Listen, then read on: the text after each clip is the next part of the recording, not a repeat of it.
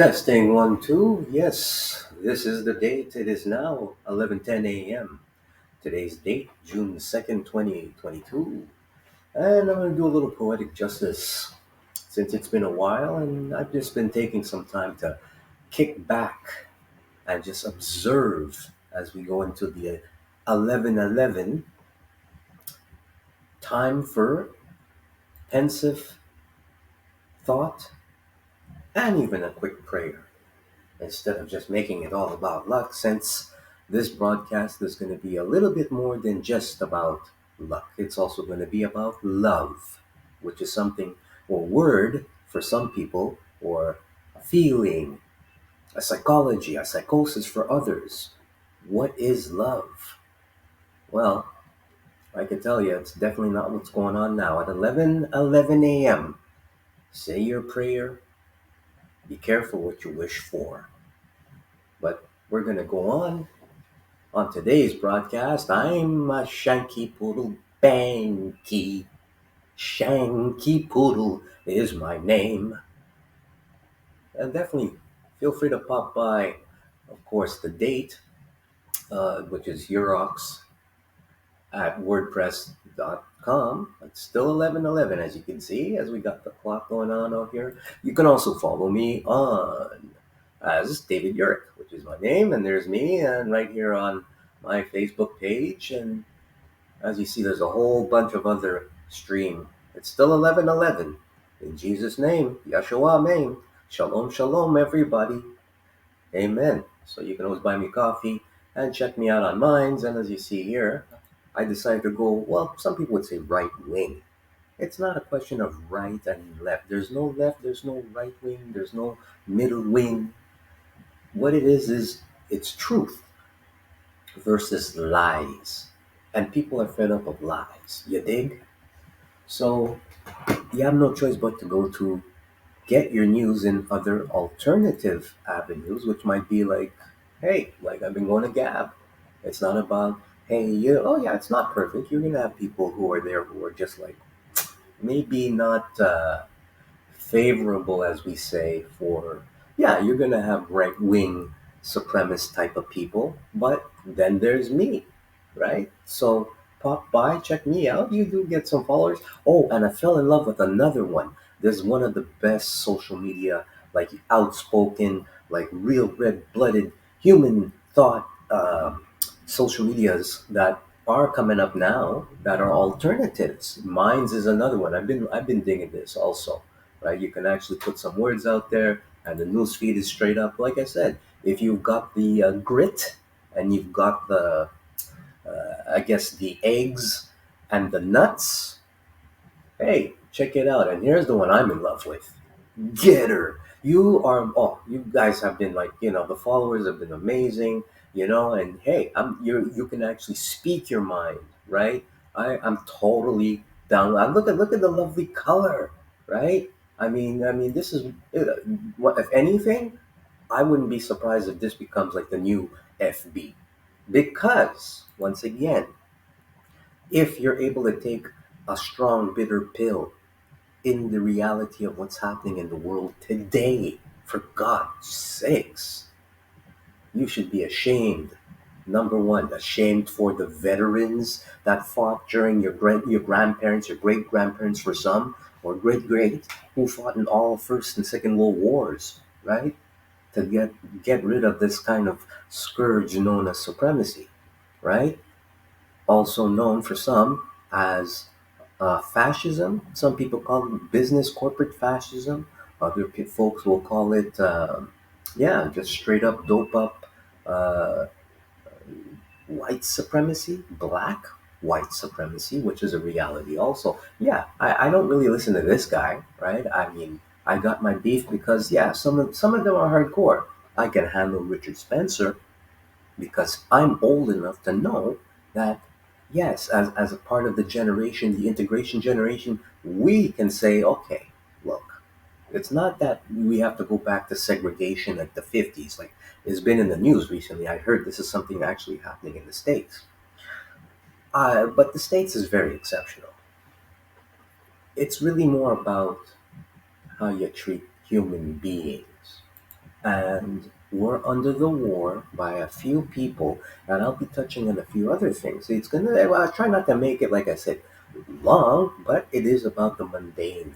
It's about the information that you're not getting. Sometimes if it's coming from like the people you don't like, and vice versa. Sometimes you have to be allies. It was the same thing in the Second World War.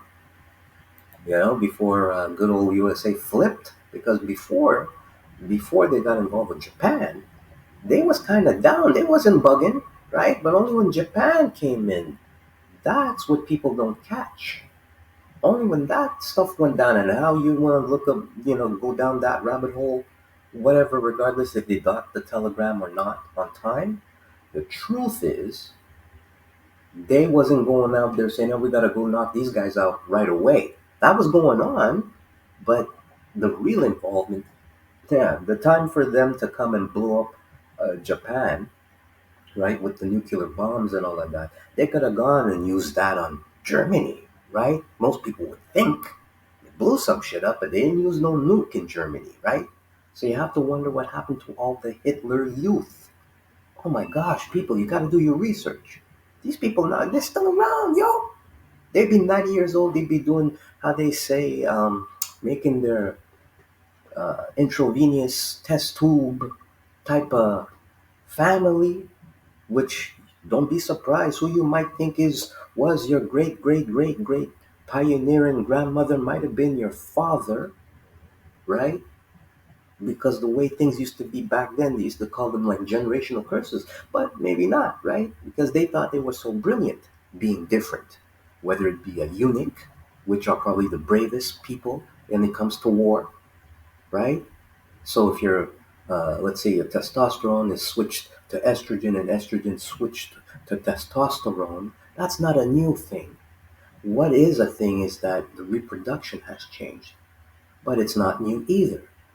So if we go back and you look at who you thought was or told was your great great grandparent being a mother that bore or bared 12, 13 children, hey, could be, maybe not, because a lot of people were also adopting, so much, right? So society and the world still holds the exceptional folks in high regard. They're the ones who make money. Not to say that all are bad, but it seems the top are the ones who are like, whoa, way out of order. You know what I'm saying? So if that is the case throughout the generations, when you see how, um, like today we talk of trans issues, this is not a new thing.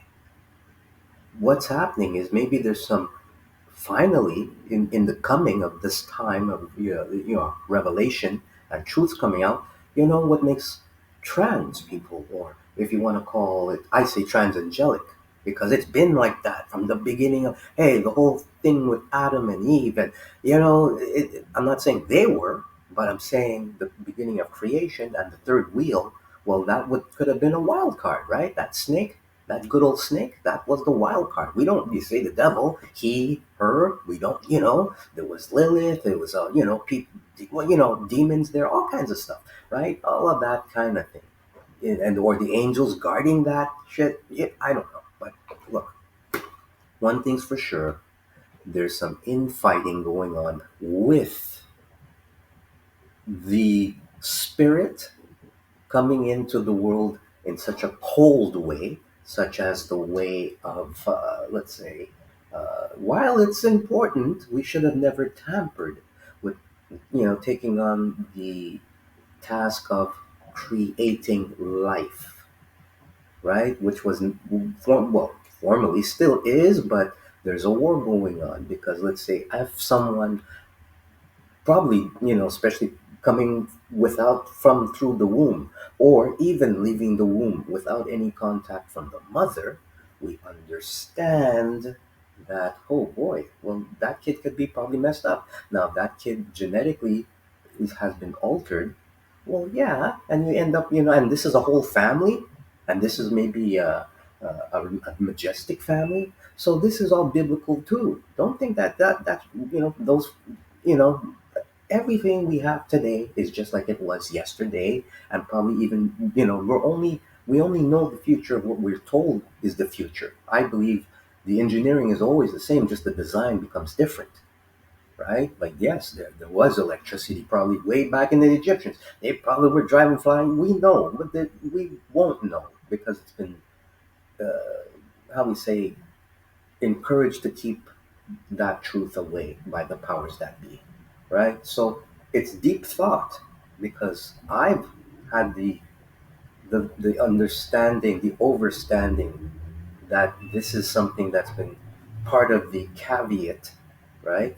That caveat in, or the, that people are trying to figure what's all this war about, and it's really about a war that is more spiritual in the sense that it's if eugenicists, let's say, were not able to have the capability to create life, and they've grown up in an abusive situation, is it possible that they also can make a lot of money being so cold and they're running the world?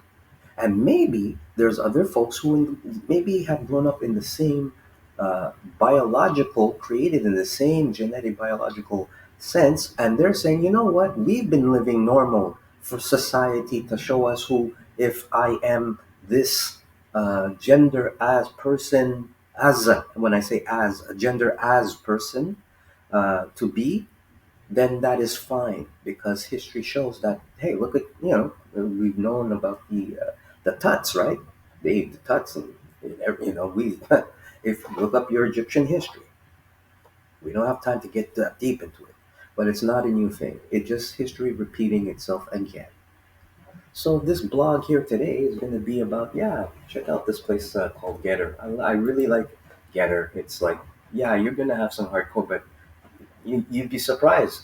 And this show goes out to all my peeps out there who are, recovering racist, white supremacists, OGs, ministers, Baptists, priests, or, deacons, everybody out there, right? Because it's going to be taking more than just the average thinking in this war on uh, spiritual terror, right? So Gab is another one I check out, and yeah, Mind.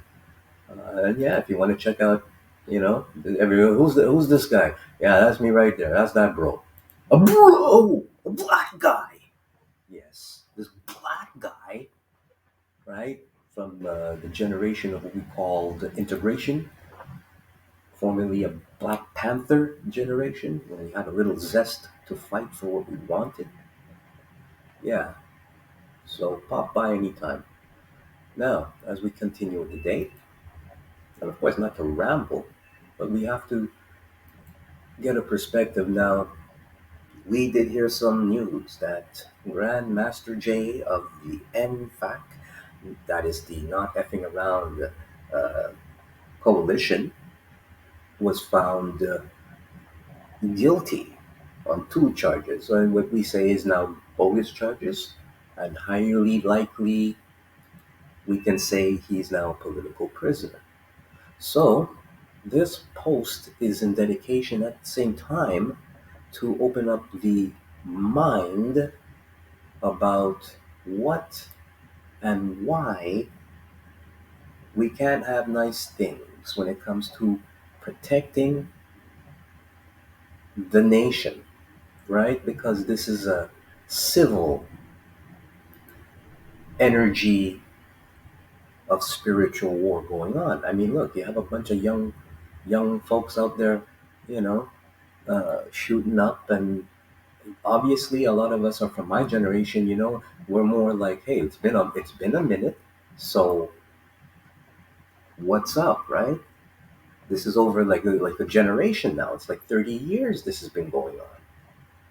So because of that, we, especially as Gen Xers, have to do something. We have to make a voice about, hey, this is a war. There's civil, literally, because once you have this kind of degree of violence going on, right? You're talking some guerrilla shit. Pardon my expression, and once again, this is for educational purposes. that I am doing this post, and I will read the disclaimer. But just to finish my thoughts here before we start it, this is just the intro for this what you're about to learn with us and read, because we're here to promote literacy. As I said, there will be some mundane, and that's important because the information I'm going to bring to you, you would want to become more active, especially a lot of you young, whatever we call ourselves, Gen Ys, we're all the same damn generation. Get over that, right? So, all I just want to say is get ready. What happened with this political prisoner? This organization existed as a result of what happened with the Breonna Taylor case, where just like Fred Hampton, if you saw the movie, like the Black Panthers, the cops went in and totally blasted up the place into even the next door neighbor. And the guy, they were saying there was wanton endangerment, which by the law, long story short, means that he had, just went in there and deliberately shot stuff without any regard. Now, Grandmaster Jay, long story short, he was one to protest and get ready because, believe it or not only do you have Proud Boys and all that, but this is not the same. And it's not like the Ku Klux Klan either. And it's not like any of that because they are known to hate vocally. What, in fact, in Grandmaster Jay was all about, if anything, in our generation, which I thought was the greatest thing since my birth in the late 60s, knowing about the Black Panthers and knowing how the Black Panthers were disbanded, for me, I was like, holy moly, I didn't know that you can have ex-veterans, ex-cops, yes, some OGs who have reformed themselves, bear arms like your Constitution of the United States says, the right to, and be disciplined and not be gangster. That freaked out a lot of people when this one man, which had the guts and the nuts and the eggs to do what he did. He ran for president. That's why, of course, now he in the jury of what is it? I don't have the exact number. What is it? 14, 13, what, 13 white people in who are from there and one black. Well, it was don't be discouraged, folk. It's just the beginning because even he did mention trials and tribulations. They're gonna try stuff. Meanwhile, look what's going on outside in the streets. Wouldn't you love somebody like, in fact, to be like, yeah, we're going to protect our streets, right? Because nobody else, and here's the thing, all the other people that sold them out and the agents and all that, what have they done? What are they doing?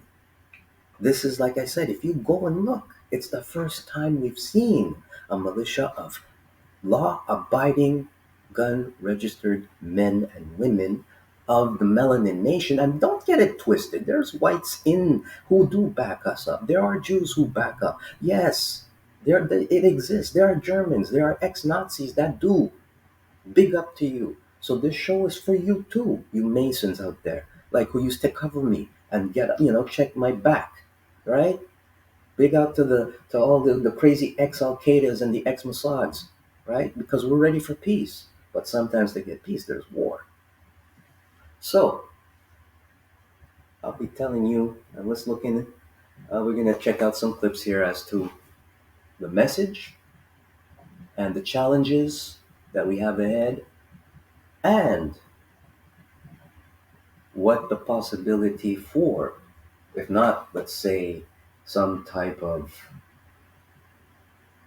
contest or a new trial or what do you call it there? Like maybe it's time to get ready to appeal because we don't have the same manhood like we used to.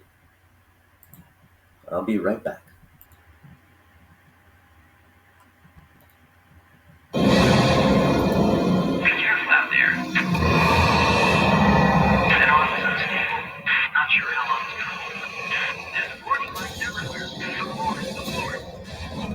We will have Europe. Look out. It's out of control. Are you okay?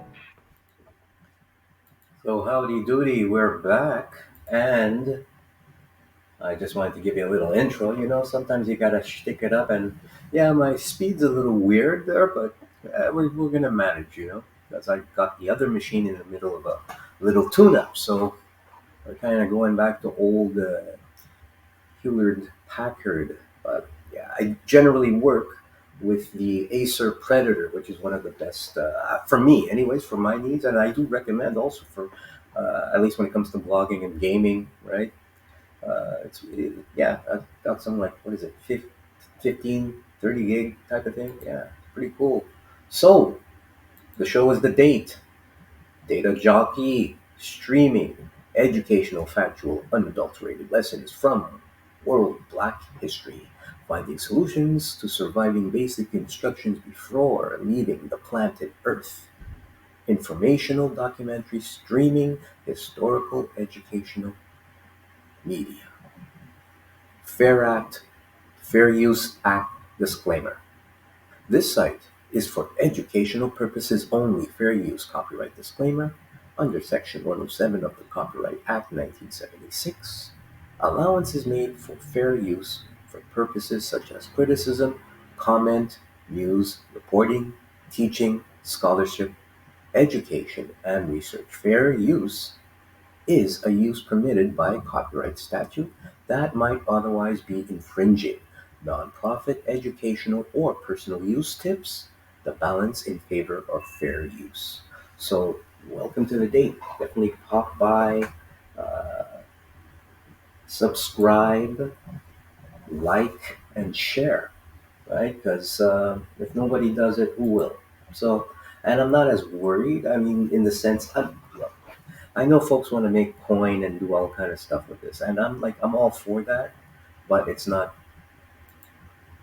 I mean, hey, if I can do a little something that connects with folks, and I'm going to give some quick shout outs to a few of the people that I do follow: Gina, Maria, Radio Blair, IUIC, Sean Etienne. There's so many brilliant people out here. The classroom, IUIC. The beautiful thing about the Israelites and this whole, I would say, resurrection, revelation, is that it's just about love. And everybody has a fucking, pardon me, I only say it because I'm so frustrated too.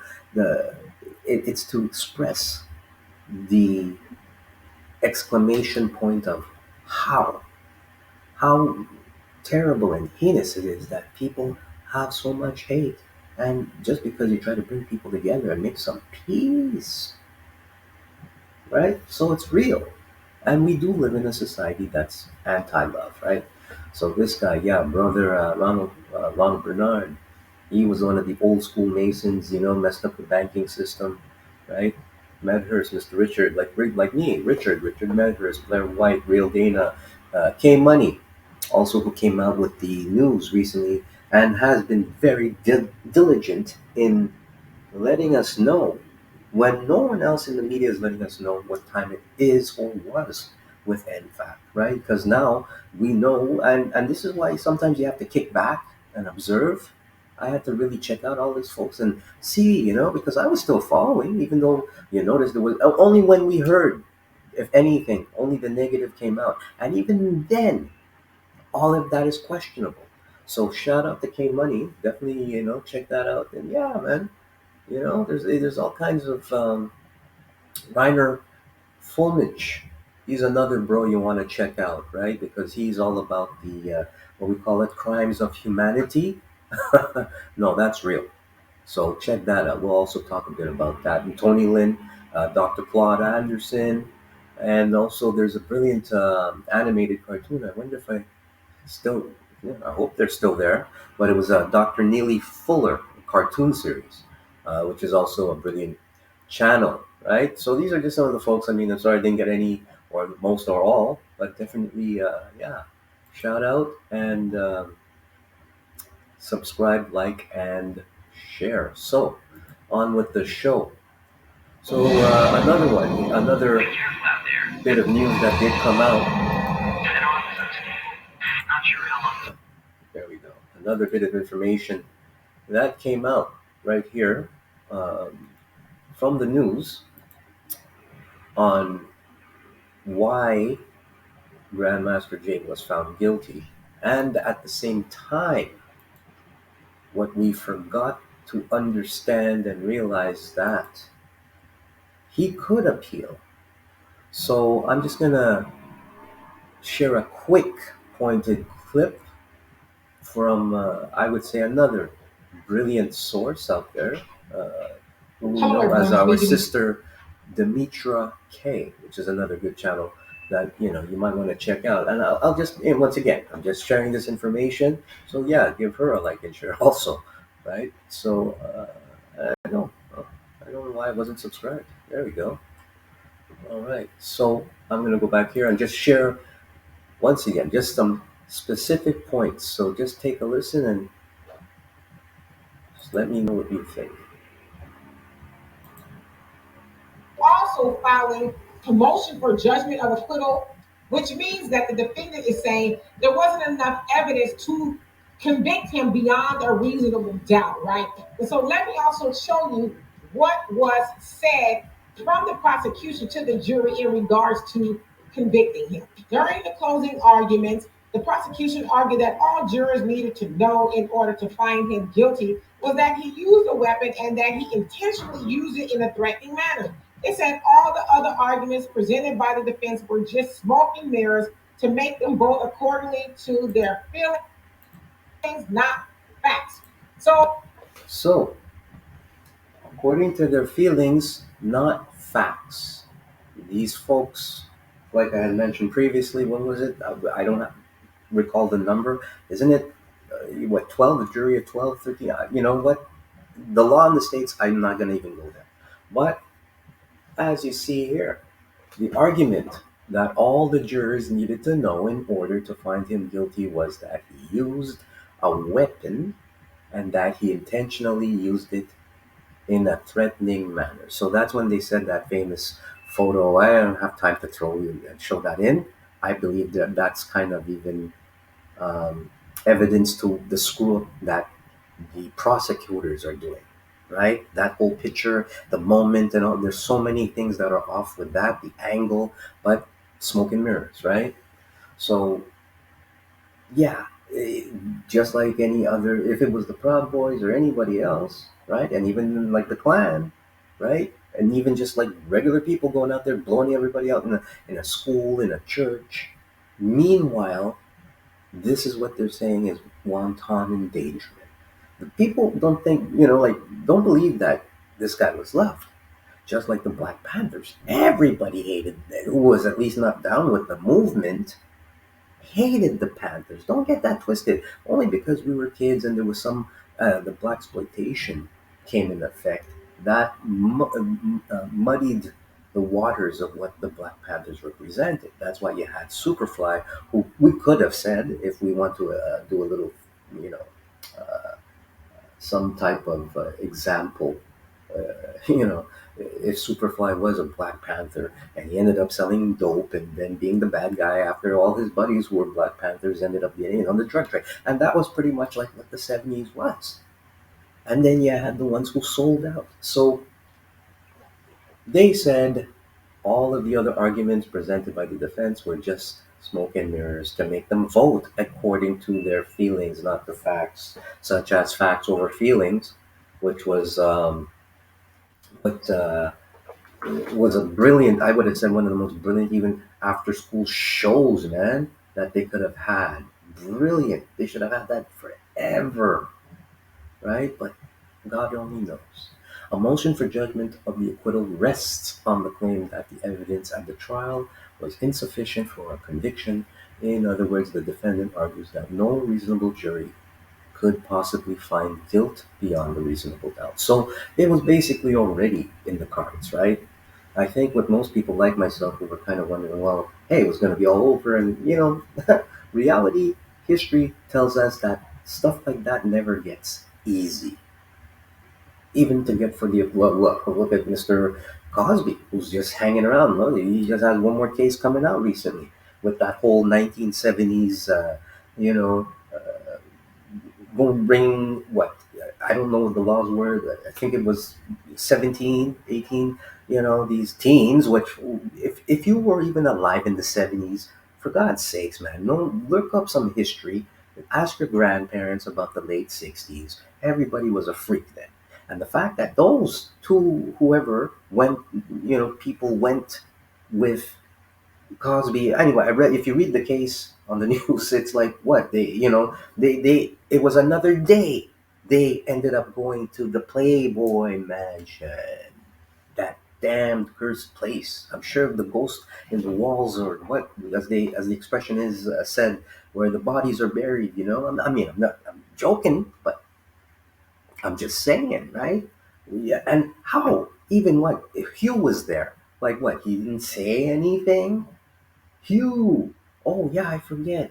Most of his bunnies, at least back then, when everybody was doing blow and quaaludes to bring down the high of the blow, which was a big market, right? Back then with disco, everybody whose grandparent is still alive was almost doing that crap, right?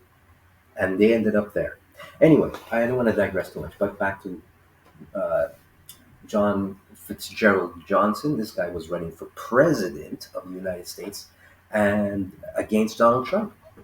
So now, if anything, this kind of, I would say, maybe take him out of the race if he wants to do this in the future. I don't know. I don't know. So I say I don't agree in this 2022 case. The rules of engagement is totally different. The Panthers were composed of gang members, and no rules when it comes to the names, as any militia is not created to appeasement but to police the current urgency, such as what they were trying to do in the 70s, right? Up until, right, with the Black Panthers. They were feeding kids eggs and milk, and it's recorded as fact that the people who were in charge of the Federal Bureau of Investigation at that time said they wanted to wipe out the black Messiah. So that was once again the babies who were around my time, right, and still around, the survivors per se, who were hanging out. And hey, who's to say a lot of them didn't create us too, right? Like I said earlier about that whole reversal of genetics. We all could be influenced by that. We don't know. That's all I'm saying. Or we do if we choose to open our minds, but society would just lose their mind, right? You get it? But we're waking up because it's in our face now, right? So because it's in our face, there was a time even when I was a kid, in the 70s, Trudeau, the father, when he was woke, people were asking about him. This is okay. This is for those people who like to ask and talk about the Castro thing. Okay, so he's one of three. There was him, there was Michelle, and Sasha. Michelle, the middle one, he unfortunately passed away in an incident, a skiing accident. It was rumored that he was kind of favored as a potential to run as a prime minister one day. But when that happened, and it wasn't too long, it was like in the late 90s, not too long after that, um, Pierre Elliott Trudeau felt he fell ill, right? And then that's when we actually started to see Justin come out in the funeral, right? And that was like we started to hear more about him and so forth. But when him being growing up, I'm sure, like, the family used to go to Cuba a lot. Trudeau was cool with Cuba and all of that. So just to say, the press used to be big time. If you look it up, used to be hard up, big time on the family because the mother, she was what we know as a flower child, or well, flower child. She was a boomer, still a boomer. She's still a great lady, but she's from like she was a boomer, young for that time, the flower kid, right? Flower, so hippie per se, but still coming, most likely coming from old money. That's when it started, right? Those folks who were the greatest generation, war vets, they had their kids, boomers were born, and then thus, right? So they got in and inherited that old money. So, but not digressing here, the mother, so for the time she was what, in her 20s, early some if not, and the father, the prime minister, great as he was, he's at least 30, 20, 30, nearly 30 years. He was in his 50s when he became prime minister in 68. So it was like 20 some, 30 years difference. So the media back then, black then, were, oh yeah, they'd be all up in his business and what, and she was young, right? So yes, she's been to El Macombo, how chilled with the Rolling Stones, and there was some news on that, and it definitely was very, if anything, uh, beyond the taboo of what world leaders were doing at the time, but there was a lot in between. It was like the Kennedys, but wow, pleased to meet you, right? Sympathy. So at least when that was happening back then, the father said nobody has the right or the business, getting into, to know other people, what people do in the bedroom. What people do in the bedroom is no one's business. His old man said that. So let's go into context, which meant that, hey, it was still happening then, but even then, you had folks who were maybe trying to be the moral of everything, and maybe they're like just like that too, to keep the facade that yes, the nuclear family is who they represent, but they're not. Anyway, long story short, that's what went down, right? So whatever you do in your bedroom is your damn business. We don't need to know what your genitals are, but we're making it to the point where we're even trying to tell our kids, you know, uh, figure out what your genitals are. But by the time they are probably created to be who they are, and thus lost the ability to create a zygote, as we call in the creation of life, to benefit of a healthy orgasm, especially with men, since we are the seed carriers, and women, right? When you don't have that, mess you up. So yeah, our thugs are still our soldiers that need militant guidance instead of rogue white supremacy. And yes, Grandmaster J, people are saying his name. His name's accurate for our generation's age. Screw the dead 60s. Stealth, trust, and strategy is needed to carefully assess and integrate any justice. They do not need to go warring with Klansmen, all right, for our own lack thereof, any unity or even willpower to fight back black. For God's sakes, when people are saying the NFAC came around, well, where are they now? Where are they now? Well, look, you just messed it up, right? They're not the freaking Avengers. Finally, nobody else black is doing the same. Nobody. Yay. I've never seen any organization of the thousands of black veterans and OGs that united when they went to Louisville, right? Inform, marching with arms to face that claimed they were going to start shooting Negroes. A lot of folks don't even, you just blatantly ignore that. It's fact that, the Klan put out, just like they did recently, I don't know if you guys caught the news, but there's a press kit out there that said, hey, the Klan did say they were going to do that stuff again. Like they wanted to do last summer, right? But it was messed up because NFAC showed up by the droves into the thousands, as we saw. Yeah, there was somebody saying big deal. Yeah, they don't know anything negative. They'll go. Anyway, long story short, they were able to go just like the Black Panthers up into the building there to talk with the people, and then those clan people were like, well, they had to chill back blocks away. They said, don't even go, don't bother, right? Because they were like, these people ain't playing.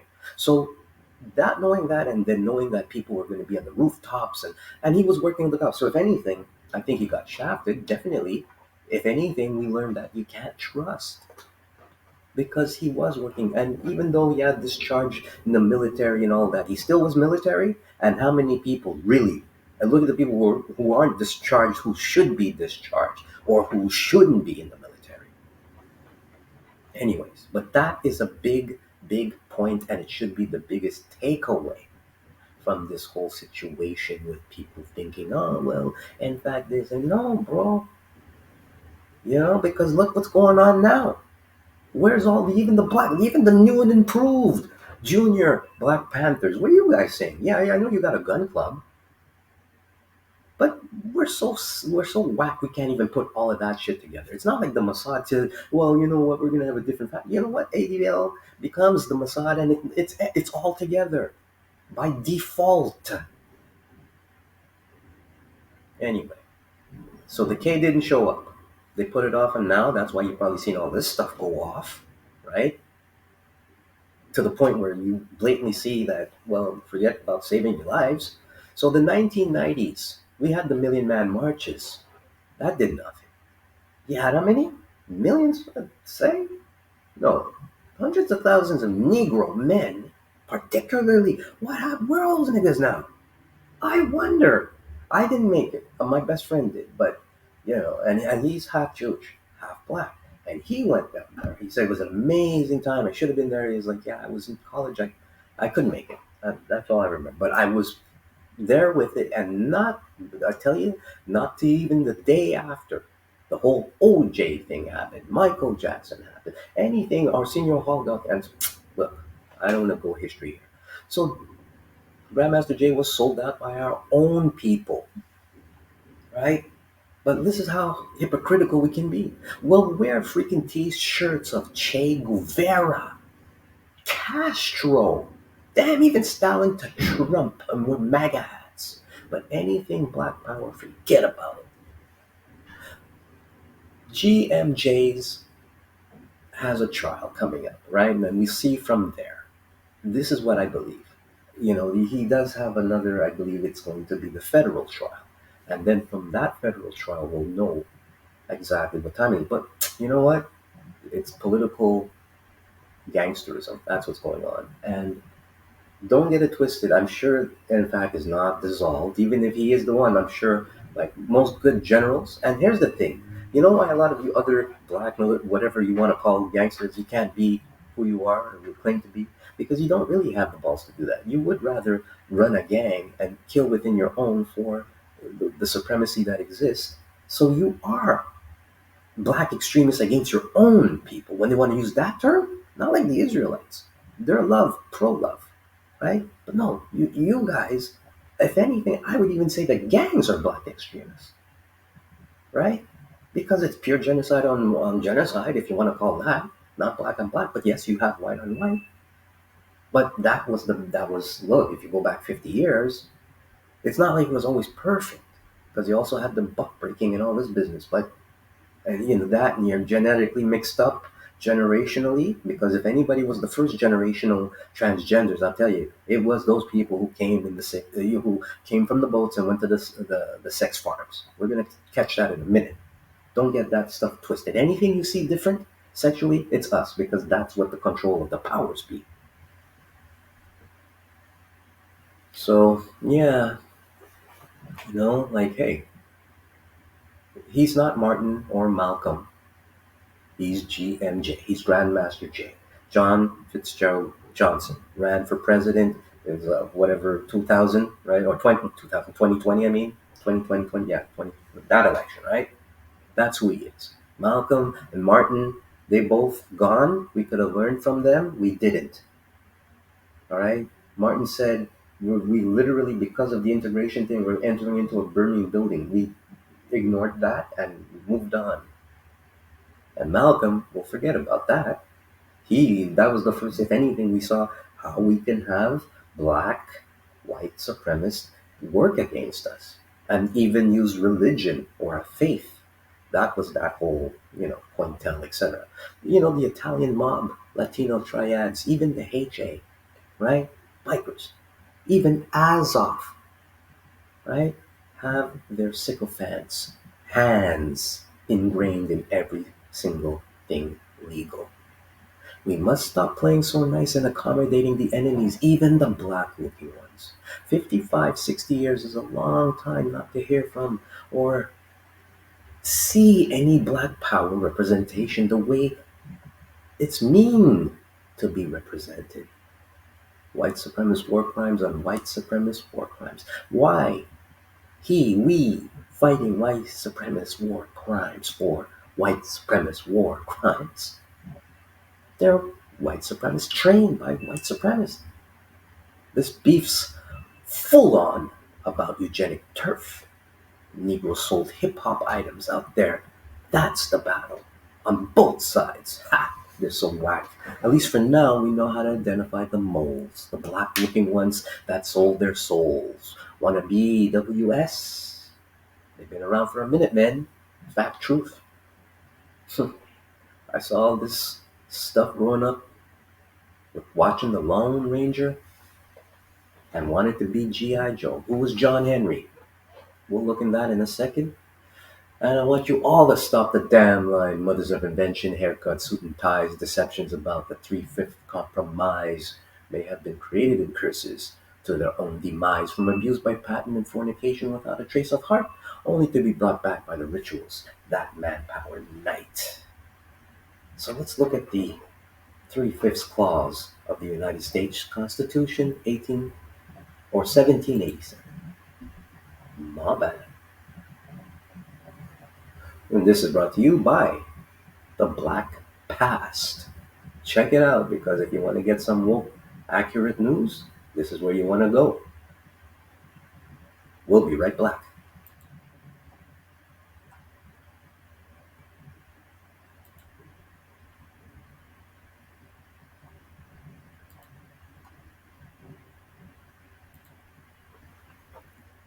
And we're back.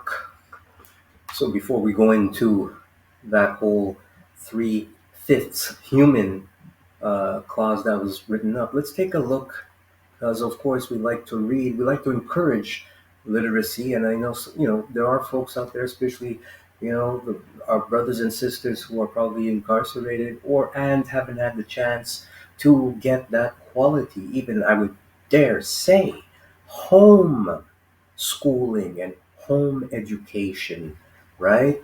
And of course, I'm going to watch my swearing because I also want to encourage young people, even young teens, because you want to pass the message on with love, of course. So I will watch my cursing, but at the same time, some of the stuff you're going to learn is poignant. So literacy is very important because imagine if by chance, because of the system, the way it had been in the last 30 years, you don't know how to read or understand words. Well, this is the place where you can come now, at least where you get one bro who'll give you a chance and try to give you some tidbits, but you got to do your own research.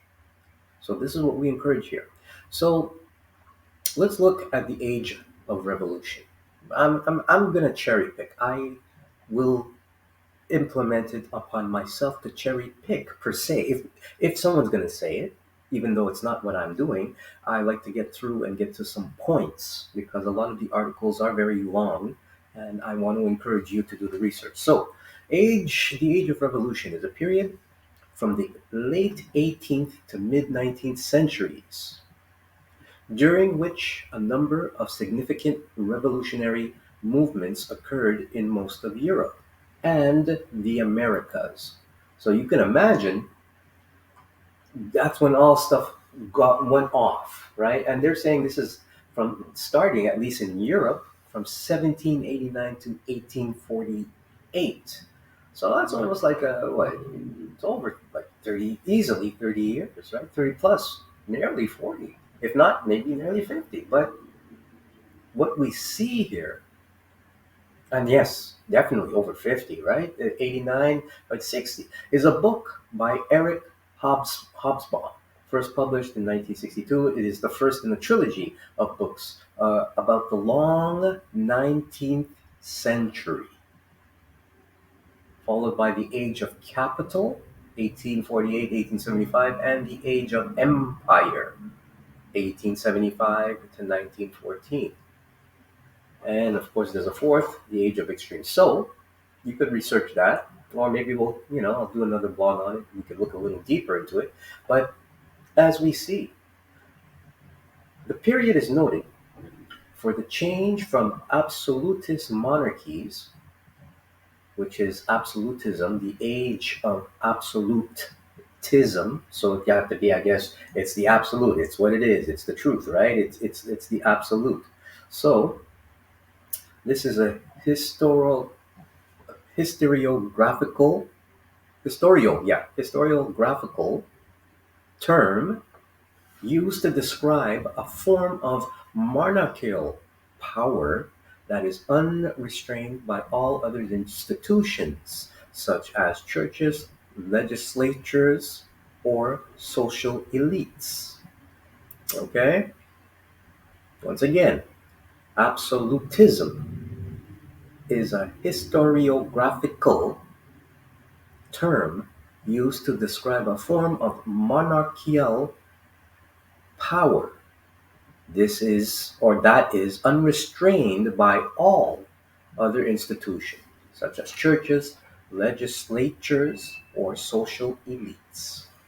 So this is what was going down, right? It was a change from that to representative governments with a written constitution, compound of ideas, attitudes, and patterns of behavior, elaborating the principle that the authority of government derives from and is limited by a body of fundamental law. Right? So, and the creation of nation states, a political unit where the state and nation are congruent. It is more a precise concept than country. You catch it? So it's different. You can be a nation state, and it's more precise than a country because a country, I guess, can have different nations in it. Yeah. Since a country does not need to have a predominant ethnic group. So a nation state.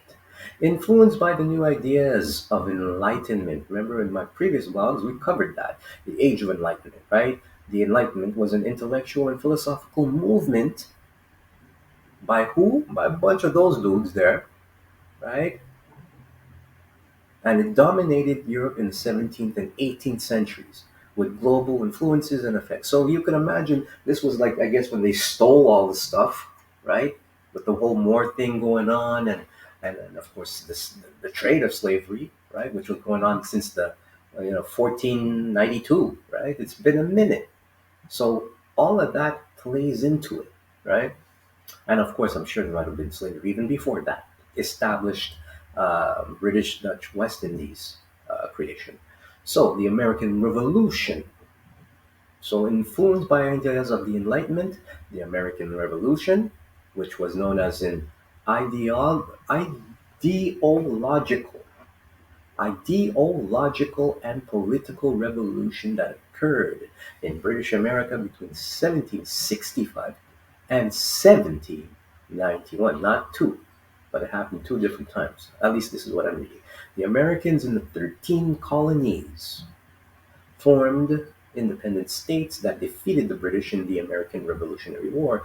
That's 1775 to 1783, gaining independence from British. Okay, and of course, as fate had it, well, then you had the War of 1812, and and then the British up north. The Americans at that time, the colonies were really trying to get things going on to a point where, um, if you go in and do the history, well, the British came back and burned down the U.S. or the not the U.S. per se, but the at the time, which was the original White House. But we'll look into that another time. And once again, you got to do your history. But we're just going and breezing through this. So this is what we know of the age of revolution. It was influenced by new ideas of enlightenment. American Revolution is usually considered the starting point of the age of revolution, right? It in turn inspired the French Revolution of 1789, radical political change, and it ended with the formation of French consulate in November 1799. So that's just right before the 1800s, right? And then which rapidly spread to the rest of Europe through its wars. In 1799, Napoleon took power, and once again. So we see independence, we saw revolution from, as they say, to upend the whatever rule in a nutshell, boiling it down, right? The people, the people. But look at this industrial revolution, American revolution. Now, industrial most likely when they, with the transition of the to a new manufacturing processes in the period from about 1760 to sometime between 1820 and 1840, right? So yeah, basically building the tools to make it happen. And of course, This led to a rapid expansion of cities, social strain, yeah, bringing people, pretty much what we live today. But not only from there, you had the American, French, king's weakened position, bourgeoisie, constitutional, Haitian revolution, that was a big one, 1791, 1804, United Irishmen's Rebellion, Serbian, Latin American wars, Greek War, revolutions of 1820, 1830s, 1848. So that whole era, pretty much from the end of whatever the 17s, right, the end of the 18th, going into the 19th and 20th century, a lot of this was going down. Now, you can only imagine, not somewhere around there, this happened. The Three-Fifths Compromise. The Three-Fifths Compromise was an agreement reached during the 1787 United States Constitutional Convention, right? Took place in Philadelphia from May 25th, which is just like this month here, or last month, May 25th to September 17th, 1787. Although the convention was intended to revise the League of States and the first system of government under the Articles of Confederation, read the rest. But this convention, right, it was reached over the counting of slaves in determining a state's total population. So I guess that's because generally, I'm sure there wasn't necessarily a census created for the slaves as much as an inventory. So this count would determine the number of seats in the House of Representatives and how much each state would pay in taxes. The compromise counted three-fifths of each state's slave population toward that state's total population for the purpose of appointing the House of Representatives. So I guess that's where you get those guys, right? Even though slaves were denied voting rights, this gave, because they were denied, southern states more representatives and more presidential electoral votes. So that's why we ended up becoming, or I say we, I'm not born in America or the United States per se, but this is, when we're talking for, hey, the nation, you mean a nation, right? And we feel for the nation down south. So you can see, even electoral college is the group of presidential electors required by the Constitution to form every 4 years for the sole purpose of appointing the president and vice president. So it seems like these folks, it really boils down to that. Each state appoints electors and yada yada. But, right, more representatives, even though slaves were denied the rights, it still gave them the representatives and more votes, thus, than if the slaves had not been counted. See how that's rigged? That's the original rigged elections. Like they love to say, it's rigged. Well, that's when it started, folks. Free blacks and indentured servants, right? White and black, like pretty much like today, right? Were not subject to the compromise, and each was counted as one full person for representation. Remember, representation, right? Not taxation. So they were, so they represented basically to let the slaves. What voice did you have? You just represent. You just say, hey, all right, I'll go with this person. So in the United States Constitution, the Three-Fifths Compromise is part of Article 1, Section 2, Clause 3. That's kind of up there. Section 2 of the 14th Amendment in 1868 later superseded this clause and explicitly repealed the compromise. So you could look this up and I guess get a bigger taste, because how this how this hones up to now, as we see in black blackpast.org, which I highly recommend if you want to get different news out there, often misinterpreted to mean that African Americans as individuals are considered three-fifths of a person, or that they are three-fifths of a citizen of the U.S. The Three-Fifths Clause, Article 1, Section 2 of the U.S. Constitution, 1787, in fact declared that for purposes of representation in Congress, enslaved blacks in a state would be counted as three-fifths of the number of white inhabitants of that state. So they're saying once again in the number. So the three-fifths clause was part of a series of compromises enacted by the constitutional, yes, the convention. The most notable other clauses prohibited slavery in the Northwest Territories and ended U.S. participation in the international slave trade in 1807. So that's already like what 400 yeah, 300 years there. These compromises reflected Virginia Constitutional Convention delegate and future U.S. President James Madison's observation that the states were divided into different interests not by their size but principally from their having or not having slaves. Right? James Madison, wasn't he a bro? He might have been one of those bro presidents. Anyways, not the first one. When Constitutional Convention delegate Roger Sherman of Connecticut proposed that the congressional representation be based on the total number of inhabitants of a state, Delegate Charles Pinckney, yeah, of South Carolina agreed, saying blacks ought to stand on in equality with whites. Pinckney's statement was disingenuous, since at the time he knew most blacks were enslaved in his state, and none, slave or free, could vote or were considered equals of white Carolinians. Right? So other delegates, Governor Morris of Pennsylvania argued that he could not support equal representation because he could never agree to give such encouragement to the slave trade by allowing them, southern states, a representation for their Negroes. So here they're saying it was not about calling the person the three-fifth, but even in the language and how it's been coded to even make it a generalization of representation, right? You still don't really, it's pretty much like what happened today.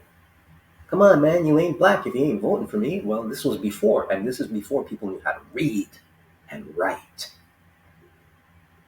At least from the time, the majority of that type of revolutionary education that you heard, all that wise stuff that those people were making up, right? So although the Three-Fifths Compromise and others regarding slavery helped hold this new fragile union of states together, many on both sides of the issue were opposed, right? Quotas of contribution to argue that slaves should be fully counted, one for one, and opposed the compromise, right? So slaveholding states had more representatives than if only the free white population was counted. By 1793, slaveholding states had 47 congressmen, but would have had only 33 if not for the compromise, right? So this is something to kind of look up. The Three-Fifths Clause remained in force until the post-Civil War 13th Amendment freed all enslaved people in the United States. The 14th Amendment gave them full citizenship, and the 15th granted black men the right to vote. So what happened? Why is things so messed up today? We can say, hey, the age of revolution is a long time, and without getting in, like I always say, it's tidbits of truth. Even if you want to call it, some people will say conspiracy, controversy. Some people will say confusion. Some people will say, uh, a common thought, common law. At the end of the day, and I wouldn't say even government, right? Because folks will say, "Oh, the government, the government." It's just, you know what? Probably a few individuals that, by the whole process of passing on, like I said, generations in planning until they expire, it's always the same. So I guess we can say laws need to be reviewed, and I believe that especially in the United States, you guys are going to be up for some rude awakenings. There are going to be challenges because all of this information is coming out. And once again, 400 years is a long time, right? And three fifths, they say, well, people misinterpret it and say, oh, it's about the people when it's the population representation. But even the language of it makes you feel and understand three fifths. Even if you were going to say, well, there's three fifths Asian, three fifths clause, right? Three fifths of a population. I don't know if it sounds just the same, right? Does it sound any better? Probably not. But once again, they said that was a long time, and since then, 14th Amendments and the rest have given freedom. So the freedom to vote is there. Don't let that twist you, folks, right? However, don't get manipulated. And thus, that's how we see, since those days, it was always a kind of a manipulation in numbers, power in numbers. You knew, well, what are we going to do? Even though they don't know how to read, write, anything, all this business, even the white ones, right, the indentured ones, they still played the monopoly of numbers, right? When they could have said, well, let's just count everybody, all poor people. They said no. They'll say black poor, even like let's try and call it as it is, three fifths. Anyway, it's a little psychobabble for you today, and of course, thank you once again. Like, subscribe, share. This is the mundane show of it on the date, and of course, we're here to give you the straight dope of what's going on without the no filters. There's a kernel of truth in every little, as they say, fact check. If there's a fact check to check a fact to what might be the truth, they should just call it a lie. But nobody wants to say lie. It's another word we don't hear. We don't hear love, and we don't hear liar. Hmm. So yeah, it's not perfect here in Canada either, right? I mean, there's a lot of studies going on, and thus going back to the origin of what we were talking with John, Supreme Commander John Fitzgerald Johnson, Grandmaster J of NFAC. Uh, Very few, even if people were saying he's an agent. Well, heck, it's the best darn agent I've seen. If this was an MK Ultra, or best, for any kid, any child who might have been 5 years old when this stuff started, and even grown adults, like I said, we haven't seen this. But don't get it twisted. If anything, I'm sure things happen quicker, faster. Even though in this case, let's say it's been 50 years since the Black Panther, the original movement, right? And even the three, if I'm correct, it was the early interpretation of the five percenters, if I'm correct, right? There were, I mean, these were grassroots moments. I might stand corrected on that other one, but these are movements even throughout the 50s, even before Malcolm X came around, were around, but only eradicated because power by numbers is not something that, well, I guess even any uh, political opponent needs, right? So we need to see and take away from the heroes. So we're also going to look at some of the heroes. But in the meantime, when everybody's busy trying to say, oh, it's still this and it's still that, and it's a threat, and let's look at the flip side, or let's say, of the other militias.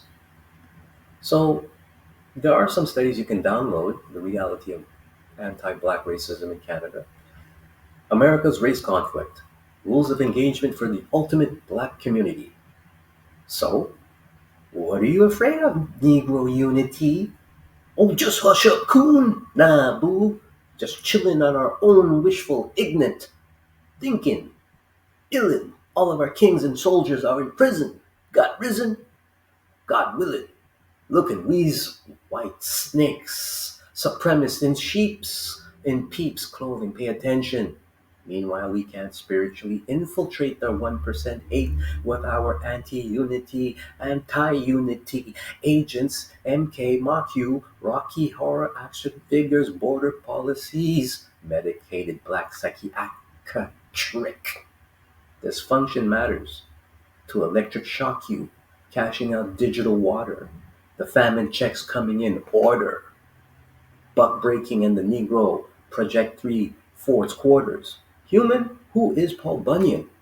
Bones grounded up for stews and delicacy, mockingbird infiltrated hype in seraphim melanin soul sane wombs by low calibration decibel sounds of gospel genocide. Drinking TikTok, drinking gin and lead juice water pipe, flavored pop by human chip chop, radio chicken and garlic harlot, organic panic, sandwich. P duty we pizza fascistic cultural control dress pizza to finish with tongue dessert remote, a byproduct of don't say media. Unwanted plastic chains, now washed, baptize the brain. Brought to you by Yahweh. Great age reset of the 1900s. 6 startling things about sex farms during slavery that you may not know. The fertility of enslaved women was examined by owners to make sure they were able to birth as many children as possible. Secretly, slave owners would impregnate slaved women, and when the child was born and grew to an age where he could work on the fields, they would take the very same children of their own blood and make slaves out of them, as pointed out in the National Humanities Center resource toolbox on slaveholders' sexual abuse.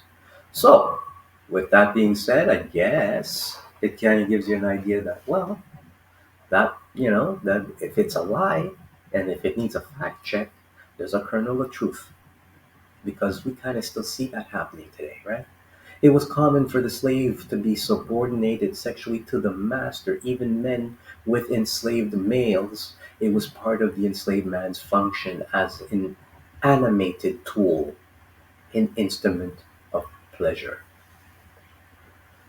So,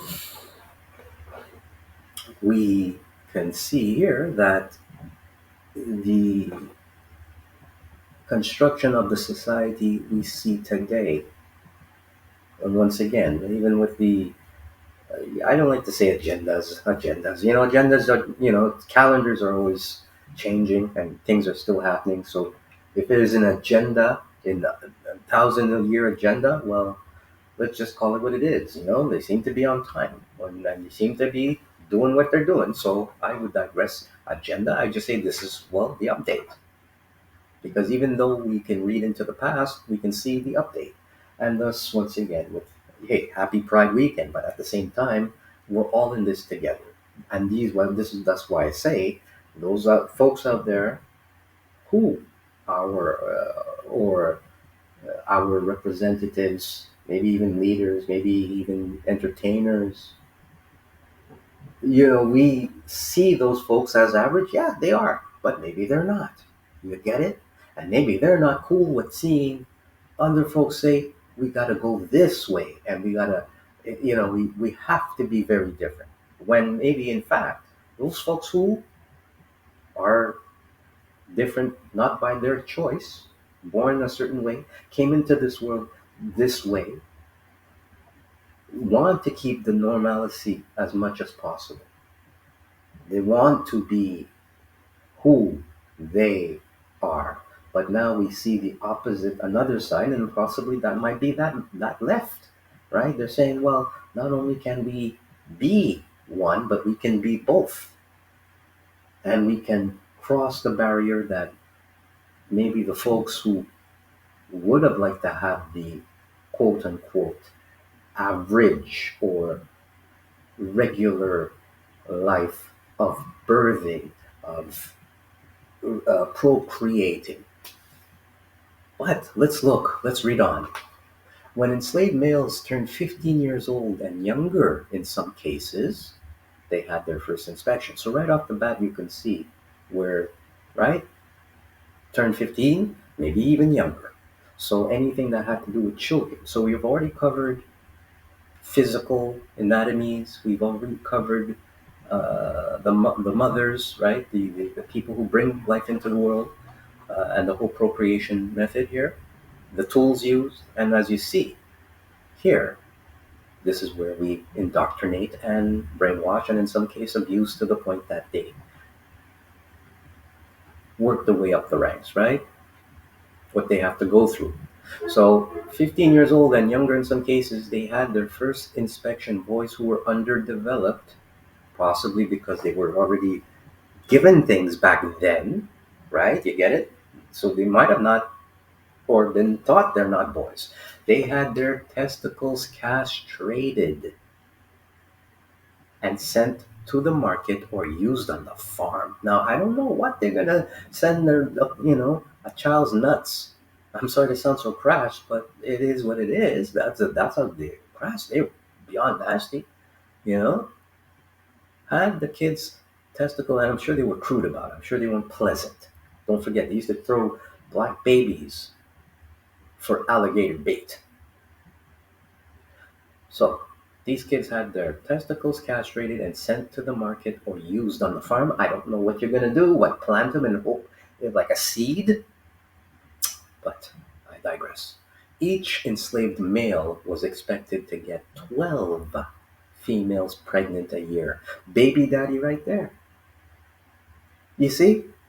So y'all can say, oh well, now because what was, if we want to say the agenda back then, black then, well, it's playing out. So it's like it's not per se the agenda anymore. It's the effect. It's on time because this is going back, right? Everything that you see, the images and everything. To combat the high rate of death among the enslaved, plantation owners demanded females start having children at 13. By 20, the enslaved woman would be expected to have 4 or 5. As an inducement, plantation owners promised freedom for enslaved female once she bore 15 children, according to Slavery in the United States by John Simkin, right? So what's different today? Today, the difference is they don't need them anymore. They don't need them because they back then, the more baby, it was a market thing. The more baby you produce, those babies would work. But eventually, with slavery gone, well, welcome to eugenics. We don't need them anymore, and maybe we can't stop them from breeding because that's what they were doing. We can't stop them from breeding. Don't forget, education was not there for those folks. If they were caught with a book, they were beat. So you can imagine now they had kids, those kids brought up, those some of them went to the wars, and then up until the 50s and the 60s, you see? And now the 70s, the 80s, there was a minute in the 60s, there was a big fight out, and then it like boom, blew up in our faces. But I'm actually optimistic. I'm sure there will be, as we say, God's reckoning.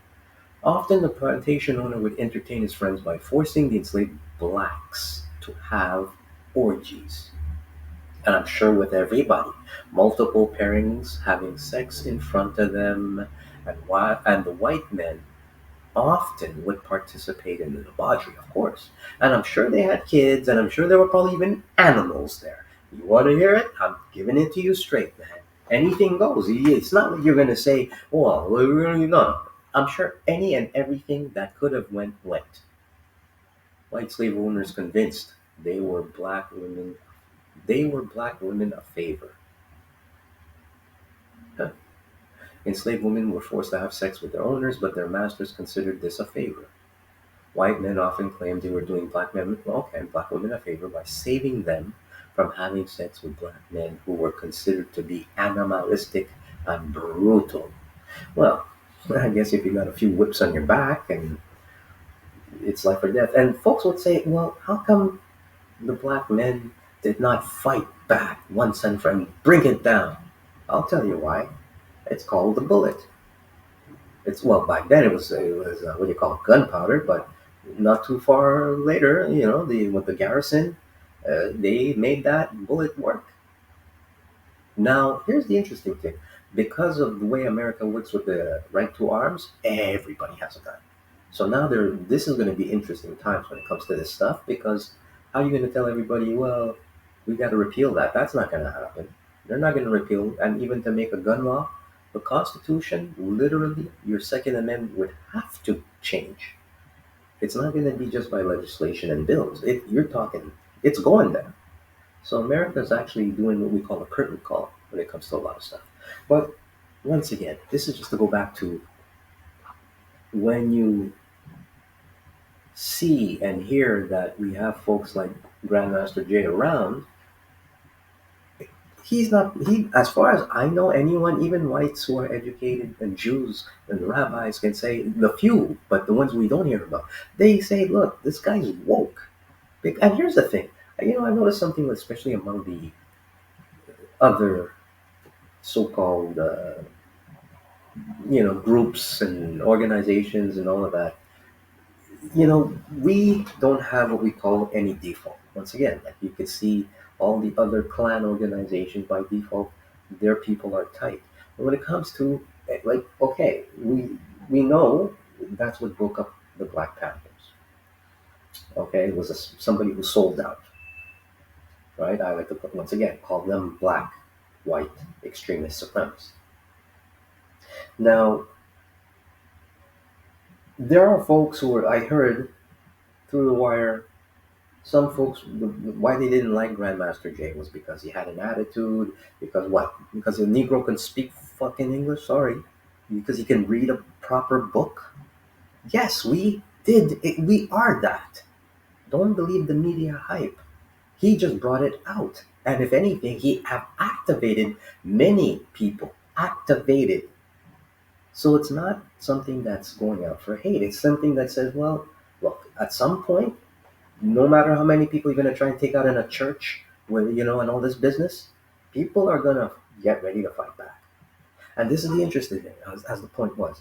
I've heard that there were even some other groups of black guys and leaders or whatnot, melanated kings, whatever they want. The reason why they couldn't handle someone like Grandmaster Jay is only because they feel or are convinced, until we see some action, that they're or we're destined to be the ones to be that leader.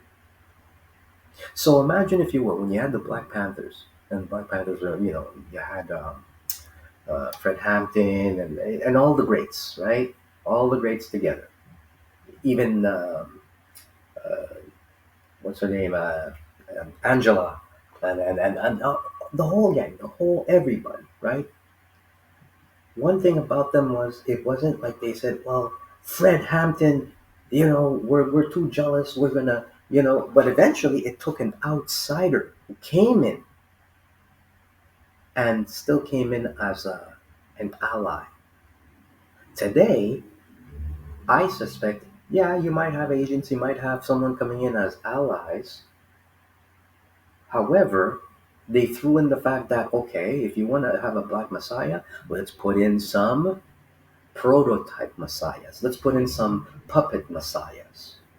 So beware for that, because that's what I understand is also part of it, right? That was the takedown, because most folks would be together. Like I said, other groups, it's together. One love, one family. But because we have this sort of infighting, because we've been so disconnected by all this buck breaking, right? By genetics even, we've created our own worst enemies, right? But it's not going to be like that forever, because that's part of it.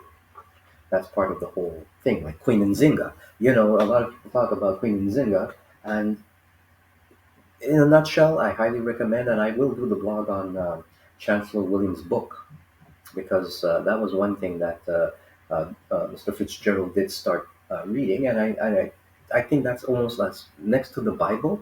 That's a nice or great, how would I say, historical almanac of the events, such as the buck breaking that happened even before. Right, we're talking biblical times, Genghis Khan times. Right, it's not new. So yeah, we do have folks out there. I heard, yeah, they said, like for example, it could have been. believe it's not, no, not like the new Black Panthers, but other groups that you have heard are around, and they do this type of gun club thing. There's many. There's, it's not just one. The ones that we heard is the one that's been the most bold is NFAC. That's the difference. The one that got cameras. The Black Panthers, you think if they did that in the 60s, that walking out like that, they just got burnt just for forming the line. But these bros in the year 2020, 2021, walked the street in the, like, well, you look up the town, right? Kentucky Derby. Like, look it up. Like I said, have you not heard what I said? The Klan put out the message that they were going to start shooting and, quote unquote, they were going to start killing niggers on the 4th of July that year, if I'm correct, 2021? No, 2020. Well, when all that stuff went down. Because we wanted justice for, uh, uh, for the folks, for the deceased, because I could say their names and it's like, you know what? It's just because we want the crap to stop. This, especially the way it's being covered, right? After George Floyd, especially after George Floyd being choked out. What? And now some people say, I've heard people say it's not real. It's also part of a government. It's fake, and just like some of the shootings, you have people out there who say, "Oh, it's stage acted." Listen, this is the thing. Even if it is staged, even if it is an agenda, even if it's, you know what, it's happening. So let's say, Mr. Floyd was an actor, a crisis actor, and he decided to get himself choked out because he's a black white supremacist. Like, really? And what's the goal? What was that? To get us all shocked up and emotional? There could be some truth to it. Like I said, there's a kernel of truth in the madness and the craziness and the lies. But even then, representation means everything. So whether he was, they when they wrapped him up and put him away and they said, okay, thank you, here's your check for playing the white supremacist cop, and here's your check for playing that dead Negro that just got choked out, the rest of the world still saw it. It still freaking happened. And now we've gotten to the point where someone can go on what you call a social media website, and hey, I'm gonna go whack these people out. Stay tuned with the freaking people who expected to protect and serve, coaching them, or as they say, discussing or having a talk with them. So let's look at some positive heroes, for example, because that's where I believe we have to continue. So let's not take this whole thing like, oh, it's the over. It's no, it's not over. I mean, even the media, if they were so positive and so sure about themselves, they would have blasted this stuff all over the news.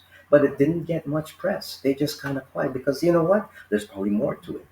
That's why I'm like, before we all think it's, oh yeah, there's still the federal, but keep your prayers up. John Henry is an American folk hero, an African American, he said, who have worked as a steel driving man. A man tasked with hammering a steel drill into rock to make holes for explosives to blast the rock in constructing railroad tunnels. So this guy was a hero in books, movies, legend. You know, he, as a steel driver, was measured in a race against a steam-powered rock drilling machine, a race that he won only to die in victory, with a hammer in hand, as his heart gave out from the stress. No kidding, right? But there's a legend. We always say, oh, well, folks, we don't have any heroes. They're everywhere. Uh, According to researcher Scott Reynolds Nelson, the actual John Henry was born in 1848 in New Jersey and died of scoliosis or silicosis, a lung disease by the dust. Right? So this is, I guess I could say, a bro that is part of maybe many folks that we never hear about. Um, Another one is Bunyan by the name of Paul Bunyan, right? So who's Paul Bunyan? Well, this is how life is interesting. On Black Facts, Let's see. There's another blackfacts.com. Check this out. So, Venture Smith, the Black Paul Bunyan. As a slave, Smith was sold over 30 times due to his size and unwillingness to cooperate with his slave masters. With the help of his family, it was printed by the Bee in New London, Connecticut. And it was suspected that the editor, who was white, manipulated Smith's story, a common practice among editors of slave narratives. Did you hear that? So this guy, of course, as history says, there's a lot more than what I'm going to show you in a second. So let's just hope, and let's, and also in regard of even with the Black Panthers today, and in fact, let's make sure that the history doesn't get twisted. People like the Black Panthers after the '80s because we were, like old enough to see, and that's why Malcolm X made a comeback in the late '80s. But none of these people, nobody liked it.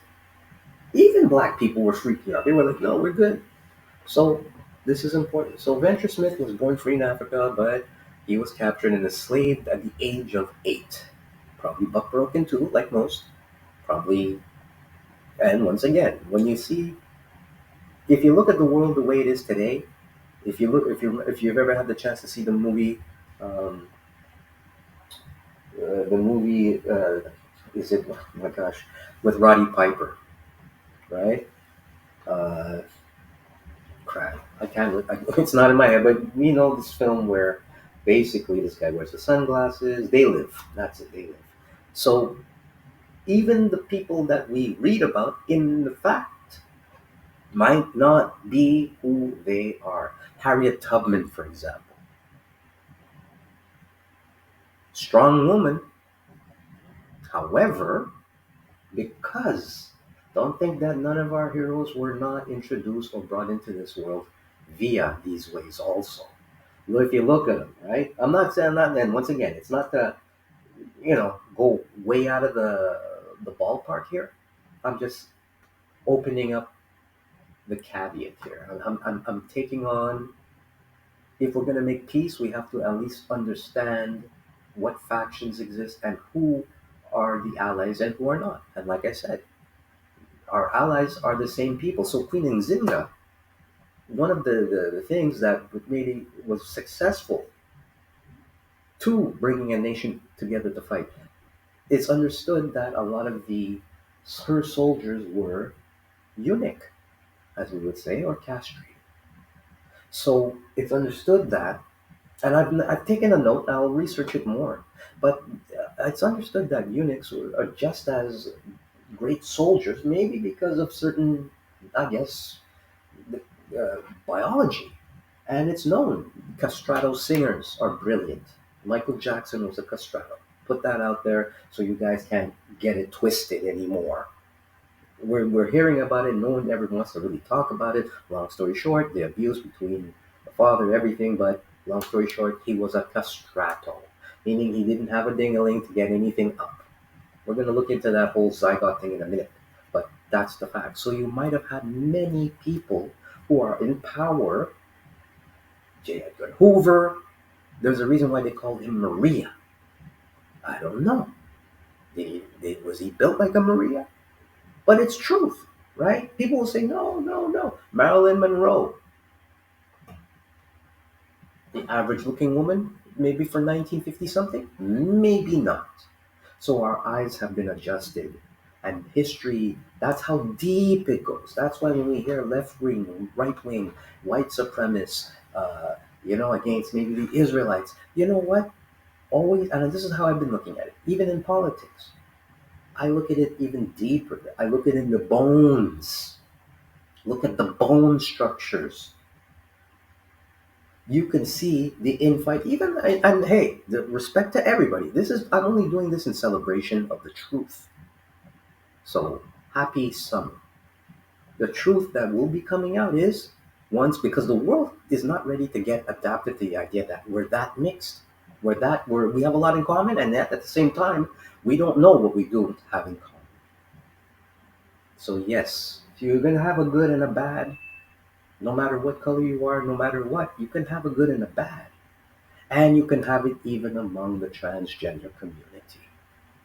You can have folks who are adamant about maybe doing things because of the situation they were brought into this world, and then you can have others who, hey, that's what it was. It was what the how, and even maybe while traumatic, because I can imagine when you can't have children or not even, have the biological mechanism to experience a pleasure like an orgasm. I can imagine it could be detrimental to someone after a certain age of maturity when they realize what they've lost. But maybe once again, in our history, if you go back, it wasn't impossible. The Lord was still able to provide families. Now, how did that compare to test tube children today? Well, it's probably been around for a while, since then. How these children are brought into the world and allowed to live is something else. So all of that to say, hey, just as much as you have many, as what we call the average, now the word term cis, heterosexual people in their own anatomy, you can have the same cis folk might not necessarily have the full anatomy and maybe have early on developed into the biology and to the pharmaceutical industry. This is who they are, and thus they've managed to partner with somebody who maybe is on the same spectrum, the opposite spectrum. So yes, like I was saying in the beginning, who it could be your let's go. Who could be your granny? Might have been your granddad. Who might have been your granddad? Might have been your grandma, and that worked for them. And they, as great law-abiding citizens, as we say, pillars of the community, quintessential couple and family, right? And maybe the children that were brought into this world. Maybe that's the same thing. That's a lot of Hollywood. We know it. We just never hear it. Hollywood is that. Folks kind of, they hook up and it's reversed. So this is what I feel is this great war now, because not only you have those who have hate in their heart, you have those who have love in their heart, but it's being blotted out, right? Because we're hearing so much, and maybe that is revealing to the world what they don't, and they justifiably have the right not to want to reveal to the world, because once again, the infight is that hey, for some people, it's not godly. That's not for us to say. I'm sure God loves transgender and intersex and folks who cannot have children. I'm sure that's why I say transangelic. However, at the same time, you probably got some trans demons, just like you have cis demons, and maybe they've come together and said, you know what? We have these trans lovers, cis lovers, lovers of God who are not down with what we're trying to do because we're trying to mess everything up. So I just needed to put that out there, cover that. So this is the kind of thing I like to talk about in my post and reveal. Like I said, there's always a nugget of truth. So this guy, Venture Smith, was born in Africa, enslaved at 8, became a figure of mythical proportions in New England, and was known for having great size and strength. Now, I'm not saying this guy, I'm not going to get into that whole trans thing, right? Because I've seen a few YouTube shows, and here's the thing with that. Even with the YouTube, because, this is not a new thing, but I was actually checking out some videos way early on in a few years prior to that. And I did pick up on something, and that's why I came to sort of this understanding. I started to notice, like now we see a lot of, how you say, reverse, I guess is what it is, the term, who are going back and they're talking, right? And they're saying, they call it regret and whatnot. Some people, it's just what it is, like Buck, like Uncle Buck, right? Um, However, I've noticed that, yeah, we have, like, I love Blair White, right? And I'm thinking, you know what? I bet you even the folks that appear or showing you that they're cis, and the ones that are putting it out there and trying to tell you who and what the whole why they're upset about well, not upset, but why they're trying to help trans people is because maybe they're trans themselves. Like I said, in the norm of society and the status quo. That's why but I'm not claiming that. I'm just speculating in the sense that that's how opened our minds have to be. If we're going to believe that, hey, you know what, the media is controlled by so many people, yeah, maybe, and once again, because there are some like Buck Angel. Buck Angel is saying, hey, he's not down with what he's seen. I believe Buck Angel's the best example. So we recognize Buck Angel's maybe not all of you know, but he's if anything, the first well-known uh, and most popular trans uh, male sex performers. And he's been in the game for a long time. I'm in my 50s, he's almost in there in his 60s. So he's old school. And as we, and he's all about, like, you would look at this guy, he's got his redhead beard, and you'd be like, that's a regular dude. And you would look like, now as we know, we're learning, you could be any bro you'd see in the street. But because of what his work was, you would see that yeah, all right, this guy he didn't get any post-elective surgery. He just took his testosterone, got muscles and everything, but his reproductive body hasn't changed. It didn't change. If anything, it just doesn't reproduce now because of the testosterone, right? Almost to the point where there is a story, if you want to look it up. He does mention that it's early on they didn't even talk about certain health things. So in Buck's case, eventually because of the medication they took, and they do not have what we call appendage, something happened where their reproductive organs were being not shut down, but uh, it wasn't flowing the way it could have. You're right. Things were not regular. This brought up the discussion that, okay, does a trans woman have concern about their prostate, because that still exists unless you remove it, right? But why, especially if you're trans black and you're a trans black woman, yo, bro, girl, I'm not joking here. I'm saying, yo, girl, get your prostate checked because you still have to have problems as you get older. And if you're taking medications like estrogen and whatnot, right? Because you have a prostate, it works different. Same thing if the trans male did not get rid of the ovaries. Those things you got to look out for. Don't be foolish. And I believe this is where we have the good side of what they don't call themselves as trans, but everyday people, status quo people. This is what they're saying. They're saying common sense, but we're taking it out. It's out of the box, right? Out of the box completely.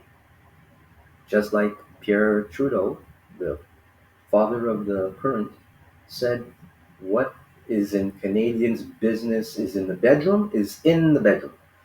That's it. But now we have a bunch of pervs and they're touching, they're getting the kids up in there. So if people want to ask and act like it's a new thing, this is where it comes from. So keep an open mind, and that's how you have to look at society as they live. So as we see, he was named Brutier Furo by his father, a prince of the tribe of Dukandara in Guinea. He wrote that he descended from a very large, tall, and stout race of beings, much larger than most people who resided in parts of the globe. Legend was he was a giant. So the giants, for example, we know this stuff has been around. Like we see folks like that, and it's kind of always an anomaly. But we have to probably maybe reflect that once again. Types of medicine, like testosterone, is not new, bro. You know what I'm saying? Testosterone's been around forever. If you were able to get that from the pineal gland and all them stuff, all them things, what they was doing with sacrifices, they knew a long time how the body worked. That's why they could, even hundreds of years later, they were able to draw veins in freaking detail. Think about that. How do you draw a human body in full detail from the inside out without even going there, right? So I digress on that. That's a whole other study. the Medici and the medicine and all that. So here we go. We see that they were giant. He was a giant, big guy, and so maybe I don't know. Just throwing it out there. Maybe these folks were, yeah, they give them stuff, and that's who they were. Be a big man, right? As a slave, Smith was sold over 30 times due to size. Yes, and here, look, he was able to purchase his freedom around the year 1765 in his mid 30s. He also purchased the freedom of his two sons, his daughter, his pregnant wife, and their unborn child. Solomon, the oldest son, died aboard a whaling ship, and there you go. 1798, dedicated his life experiences with the help of his family. So he basically, like you said, good old Joe here, right? Great gentleman, big guy. Hey, that's who he is, right? So there is some hope because when you hear these stories, right, you have the Black Paul Bunyan, and then but look what happened.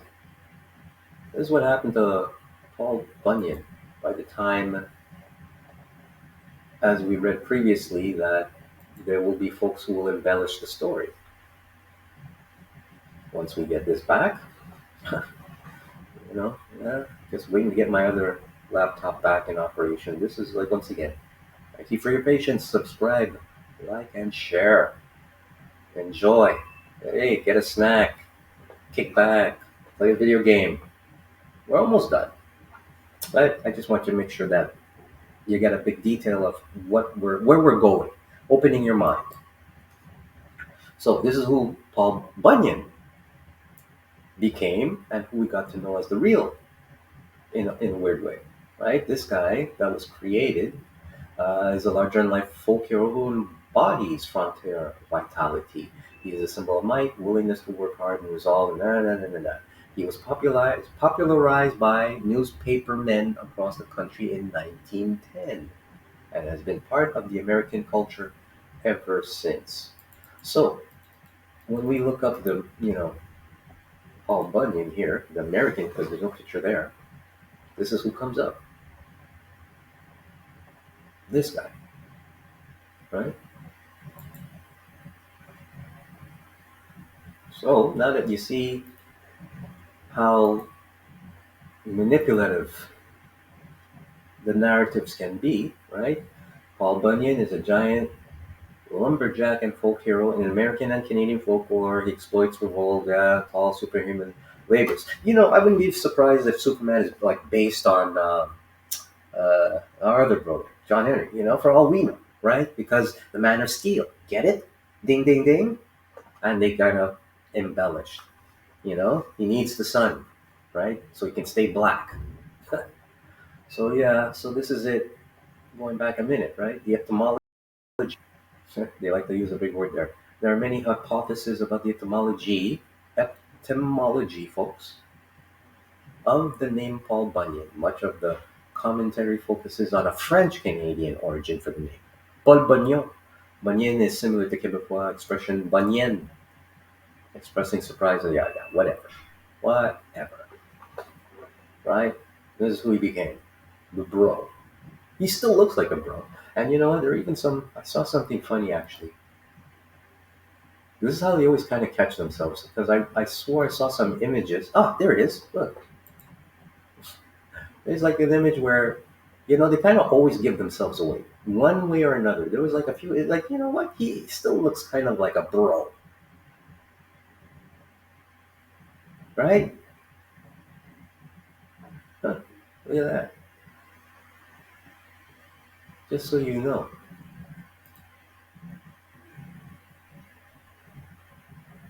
Look at this one. Look at this picture. This one, when I saw that, I laughed. Oh, it's not there? But they had it before. Yeah, this is the guy who probably took it, debated offenses. Anyway, so yeah, there you go. This is by a still mellow tunes, Paul Bunyan. Bro!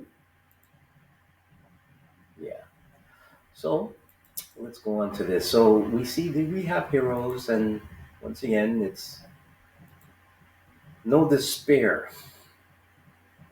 So we've covered a few things. One thing I did want to recommend is if you want to read or check out uh, a documentary, you might want to see this documentary on the apartheid regime's sinister chemical warfare. And I just like, once again, for educational purposes, just give you a preview. But biological agents were extensively used in many parts of Africa from the 16th century AD. Most of the time, in the form of poisoned arrows or powder spread on the war front, as well as poisoning of horses and water supply of enemy forces. So I'll just open that up in a new link if you want to take a quick look into that. But yeah, let's just take a quick preview.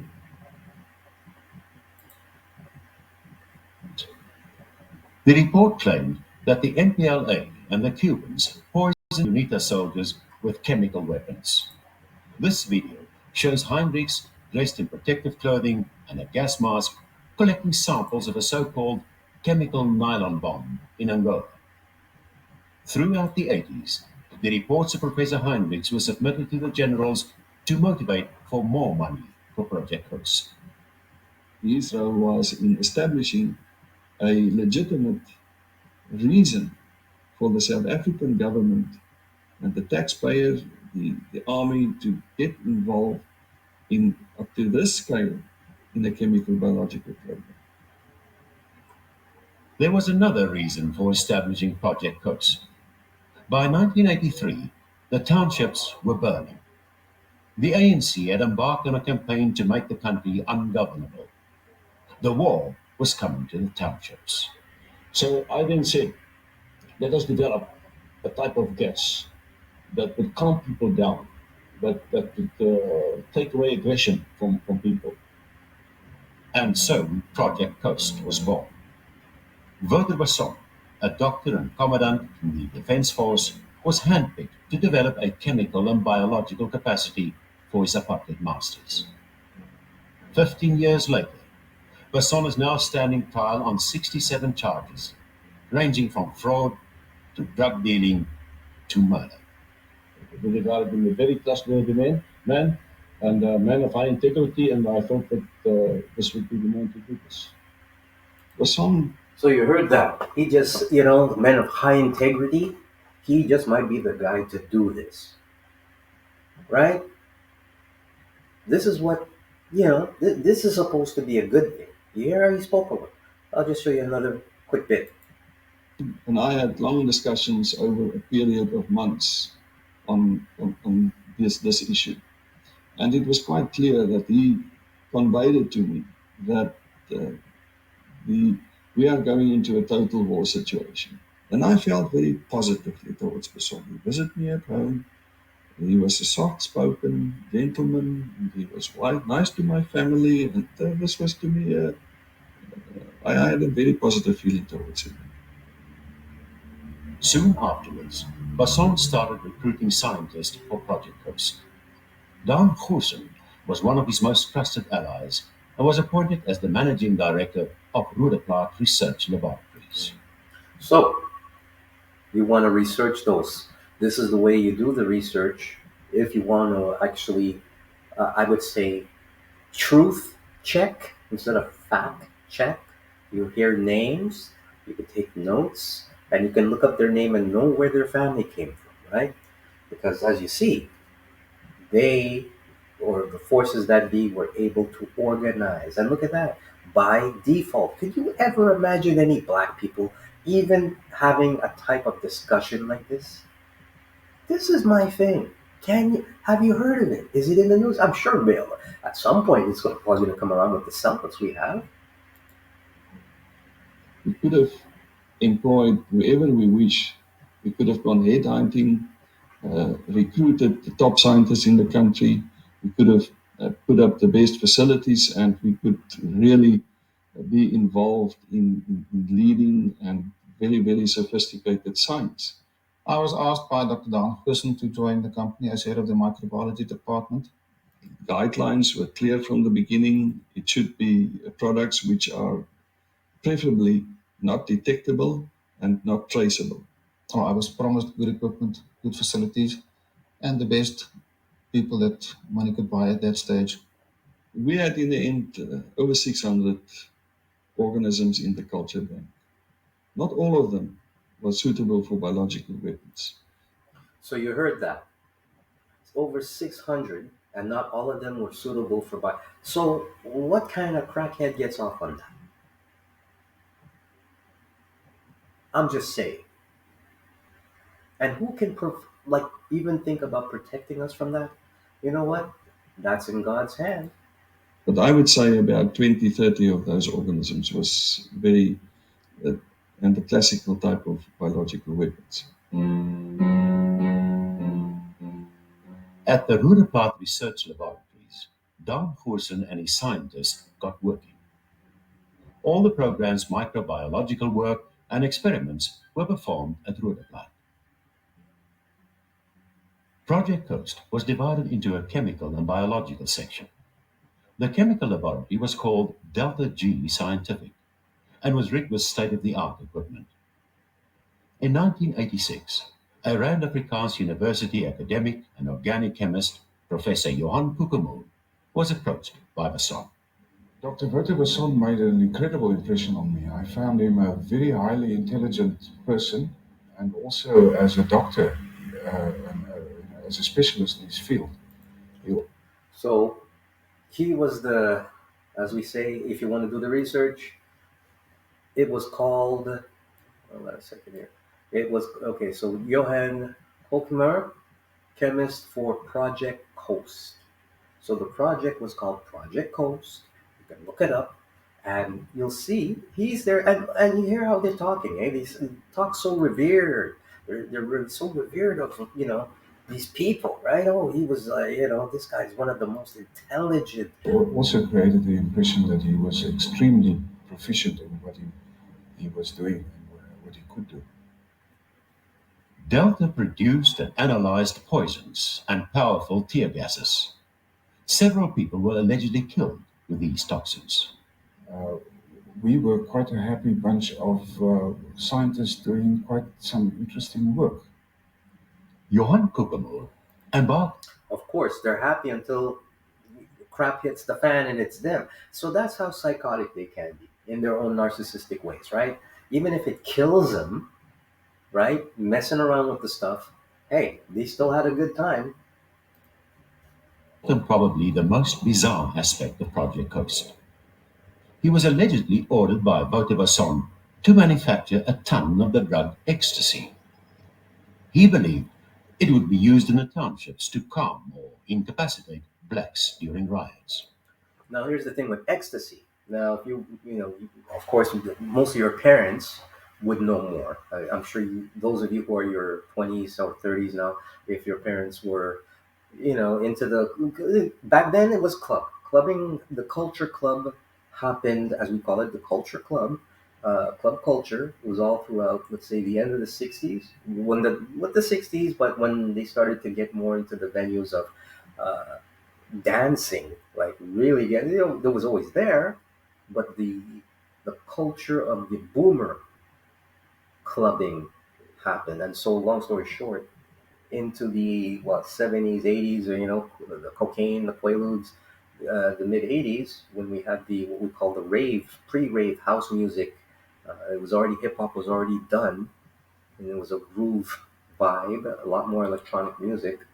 um, Ecstasy, which is MDMA, right, got an effect. And it was, at the time, I guess, just like what it was with the Quaaludes of the 70s and the Coke of the 80s and all that, it was the drug of choice. And it was a stimulant. It still is around, but I guess because of now, there's other harder killers out there, it kind of went up. Because this is at least now almost 30 years now. But up until the early 2000s, ecstasy made a hit. And it was the type of thing that, and of course, yeah, I was one of those who tried it. Back at the time, it was the thing to do. And it made you relax. It made you relax. It made you feel zen, peace and love for a minute, huggy, touchy, feely, disarmed. Disarmed. And it became a culture that even with raves, Even white kids were taking up even more. I could say honestly, like a lot of bros and blacks, it wasn't the biggest thing that came later. And then of course it became what you call it, the pre-drill culture, the new rap. Eventually they graduated out of that and went straight to crystal meth and the rest, whatever they do, Molly, right? I had my doubts about the use of ecstasy as an incapacitant because I would not like to make any people that I was fighting against happy and contented. I would rather have them disorientated. Forensic scientist Dr. David Klatzer finds the suggestion laughable that drugs like ecstasy or mandrax could be used to subdue angry people. How do you deliver it? How do you monitor the dose? How do you make sure that the wind doesn't blow the aerosol? You presumably have to administer it in an aerosol form, presumably in a situation where you've got an unruly crowd. How do you make I want you to take note of what he just said, right? So this is like the 90s. This is prior. Now, take note. sure that the wind doesn't blow it away?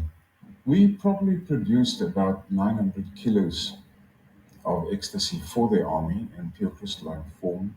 We officially had an order of a ton of this material. How do you make sure that people get sufficient dose to incapacitate them, as opposed to just make them merry? I'm just going to repeat this once again, just so you catch it. Presumably, Against happy and contented. I would rather have them disorientated.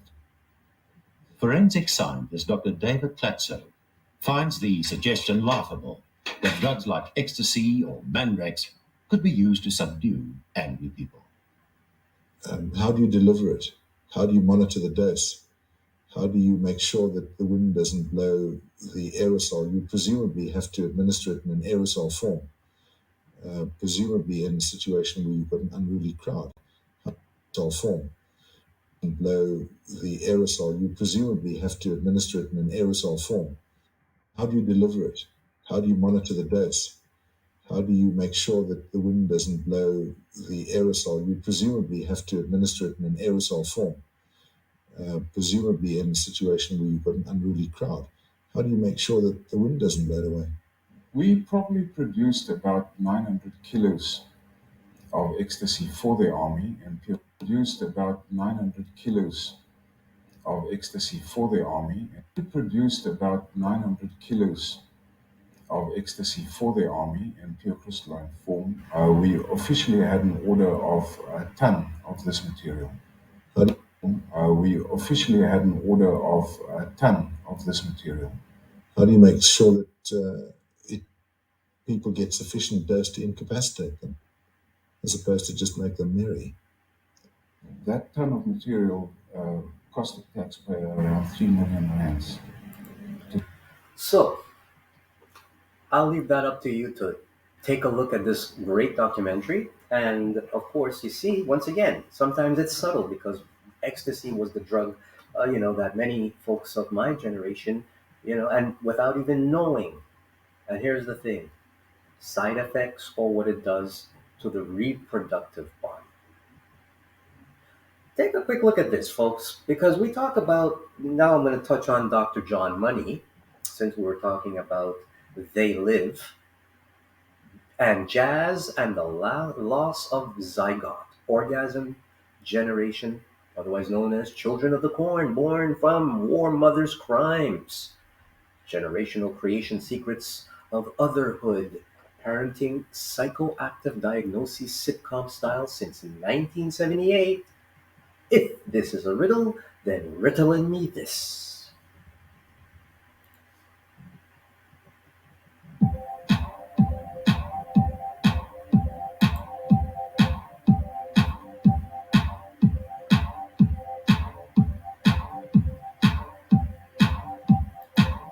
So this is the procreation of life because it's funny. I hear about schools wanting to teach kids all of this exterior stuff, right? The exterior and biological in a very, as we say in the crass sense, what sexuality is. But in fact, when we hear about God saying, "You are wonderfully made, woven from the womb," this is what God means.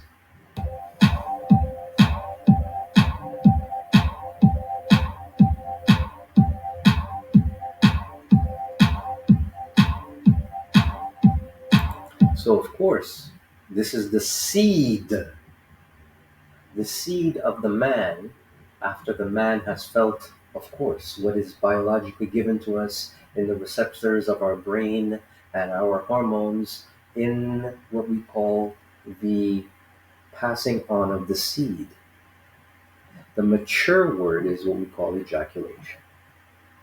I'm just going to leave it right there because I don't want any, how you say, issues and strikes and people getting nervous. But medically, that's what it is. That's what it takes to create this life. And as you see in this animated, this is proper education. There was a time this kind of education you'd see on PBS and you'd see, and this was cool. And even people were still shaky about this. I would say this makes more sense because this is at least a 101 element of life. Whether you can do this, whether that you see as the seeds are swimming, this is something even for a lot of folks. If somebody was to lose that, it's hard for someone to just continue easily. I mean, yes, not I'm not trying to discount folks in this condition, but it's a lot more than, let's say, a, a healthy person coming around and saying, you know what, I want to stop being able to, yeah, have the possibility to even be able to function like this, right?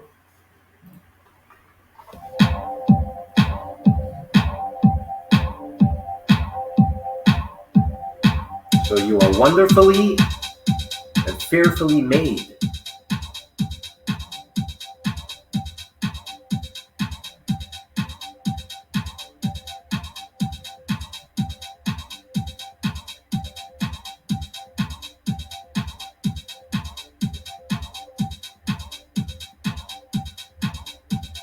So basically, it's fertilization, zygote, morula, blastula, gastrula, embryo, fetus, infant, toddler. So I'm not going to go through this whole thing, but generally, what you're seeing, at least in this clip here, is that this is the beauty of, I guess we can say, creating life. And it is a blessing, right? But now we're living in a world where, once again, we probably have very big divisions on this because, unintentionally, maybe for good, once again, for benefit, folks have been introduced or brought into this world where this is not really possible. So the takeaway from this clip, why I'm showing this, is that okay, this is at least the human spiritual way of creating life. Imagine this creating of life happens more synthetically. So opposed to seeing it like as you saw with this, the seed going into the cervix, thus that will get to the egg. That could be done, but now it's artificial, either by a turkey baster or and by somehow an external influence.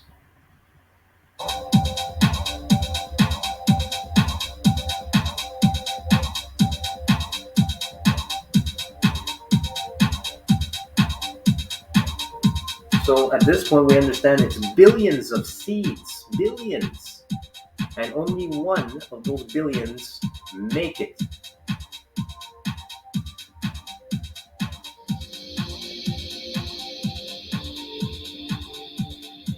As we say, the fastest swimmer by this time, only to germify that ovary.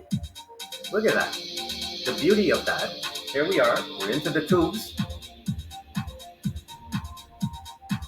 This is a great animation because really it does, I would say, give a fair representation at least. Here we go. Who will make it? Beautiful. And there's your egg, and there you go. One gets in there. Which one will be the activator? Who's the lucky one?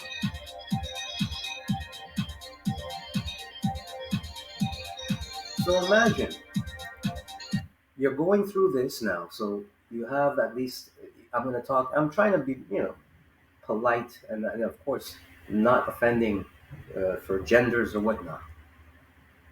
Now imagine in this action or this moment, even now that the seed has passed through the biological male, as you see now, it has gone to the biological woman, which is beautiful because now we get to see what happens. Now, this is where things, our politics have gotten tricky because now we're saying, well, when does life start?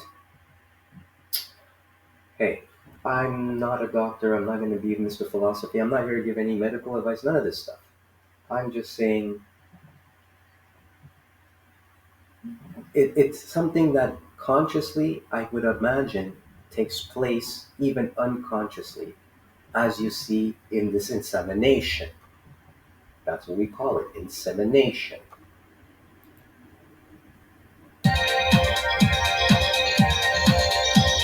I mean, even the time lapse of this insemination, when most folks would think, okay, this happened, this moment happened from the male, right?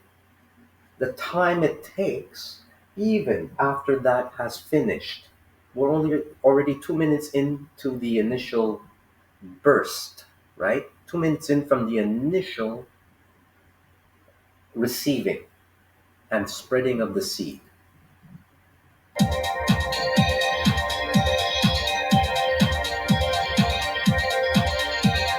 So there's that one. Will he make it, or will the other one make it? Oh, will he make it? It seems like this is the one right here.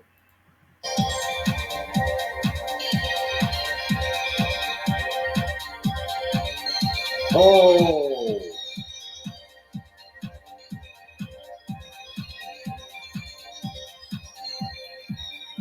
so I'll just leave it there.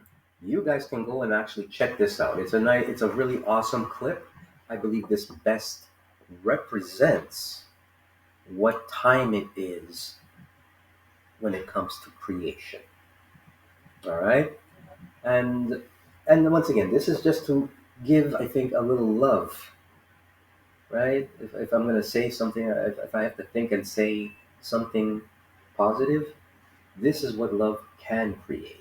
Because even though situations are not always favorable, and this is the nod to the whole free choice thing. It's not about, yes, definitely horrific situations. Once again, that's a personal choice. But how about practicing avoiding getting to that predicament to begin with? Because all it takes is the practice. Like we saw from the beginning, you want to know how life starts? Once again, I'll show you. This is the moment for someone, a couple, and this is the moment when, hey, that moment of pleasure, without maybe even wearing the right protection, this is how it starts. And now we have folks that are trying to threaten taking away that pleasure, taking away that moment, right? Adam and Eve, what is hate? Why murder all the boys and girls like alligator bait? Born in sin, girls gone wild approach. I am a Gen Xer, and I can attest to the historic accounts of Two Life Crew NWA era of debauchery and roach. The post rules of engagement, a harder core spin off of the free loving late 60s boomers and Gen Xers birthed the current YZ babies at the same time. Throughout the disenfranchised 90s, decadence was a result of Coin K Tell programming through music and popular culture 20 years to the dates: 1968, 1988, 2008, 2018, right after the initial civil rights movement. No Black Messiah. Add the Satanic Panic and the Color Purple talk shows and 24-hour cartoon channel, subliminal, predator movements. This is what we have now. A young last generation learning recent truths. The youngest generation now learning about trusting in God's love. So, just before wrapping this up, because once again, you can definitely give a like, a share. This is, of course, a pre recorded draft of the show because we're trying out some different things here. I generally go live, but hey, once again, you never know how things are being policed. So, I'm recording, pre recording, and I will be sharing this also on uh, the popular social media video channels. So as we're wrapping this up, definitely check out some of these articles like Neo Philanthropy, right?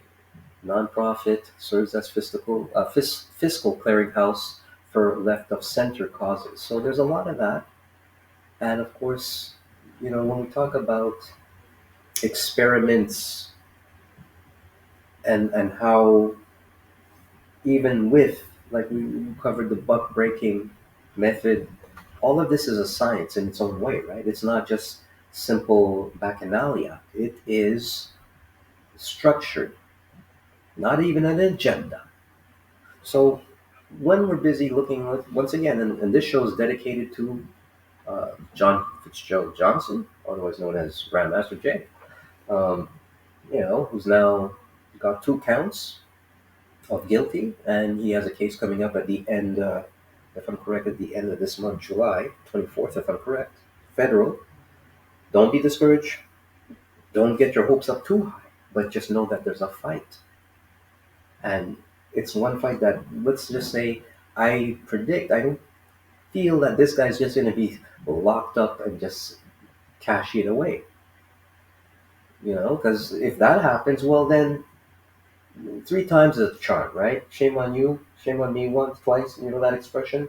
I mean, if we can't get it near to right now, like organize, a third one will still probably come around, but eh, I'd be dicey about reactions, right? Because if we can't at least once again have the right to defend ourselves in our own communities, for God's sakes, then we might just have to go back to what it was like we saw back in the early days. And like already, we're already bucking, right? From what I showed you. So this is just to give you some, I guess, give you some other points of views, other another position, because I am looking at, I'm not, like I said, there's no left or right wing.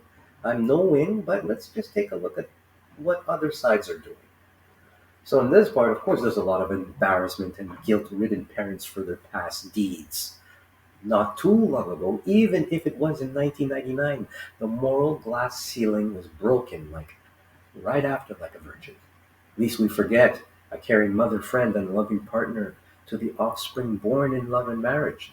The live birth lines have been long blurred to what fatherhood, aka parenthood, of the Levittown Ward Cleaver 50s represents to no one in today's systematically structured development of the post-war generation last functional nuclear family, the Simpsons. Even the most so-called responsible parents produced what conditions we live in today. Divorce was big money in the me, myself, I 1970s for freely and socially abused latchkey kids, latchkey 80s kids of all creeds. The housewife changed during the decades of soap opera programming, and the father was the only breadwinner. Many to the health, stress debt, unless that young father was drafted to Vietnam by lottery in 1968. Fathers and mothers were loved at one time but broken up by status quo definition of abuse. Today's parents cannot discipline kids because governments dictate rites of passage. Politicians actually coming from generational, abusive, unresolved homes. So, what we did see just before that, we did, the creation of life. This is what happened. John William Money, July 8th, 1921 to the 7th of July, 2006, just short of turning 85, was a New Zealand psychologist, sexologist, and author known for his research into sexual identity and biology of gender. He was controversial for his conduct towards vulnerable patients, including endorsing conversion therapy aimed at young children. He was one of the first researchers to publish theories on the influence of societal constructs of gender on individual formation of gender identity. Money introduced the terms of gender identity, gender role, and sexual orientation, and popularized the term paraphilia is the experience of intense sexual arousal to atypical objects, situations, fantasies, behaviors, or individual.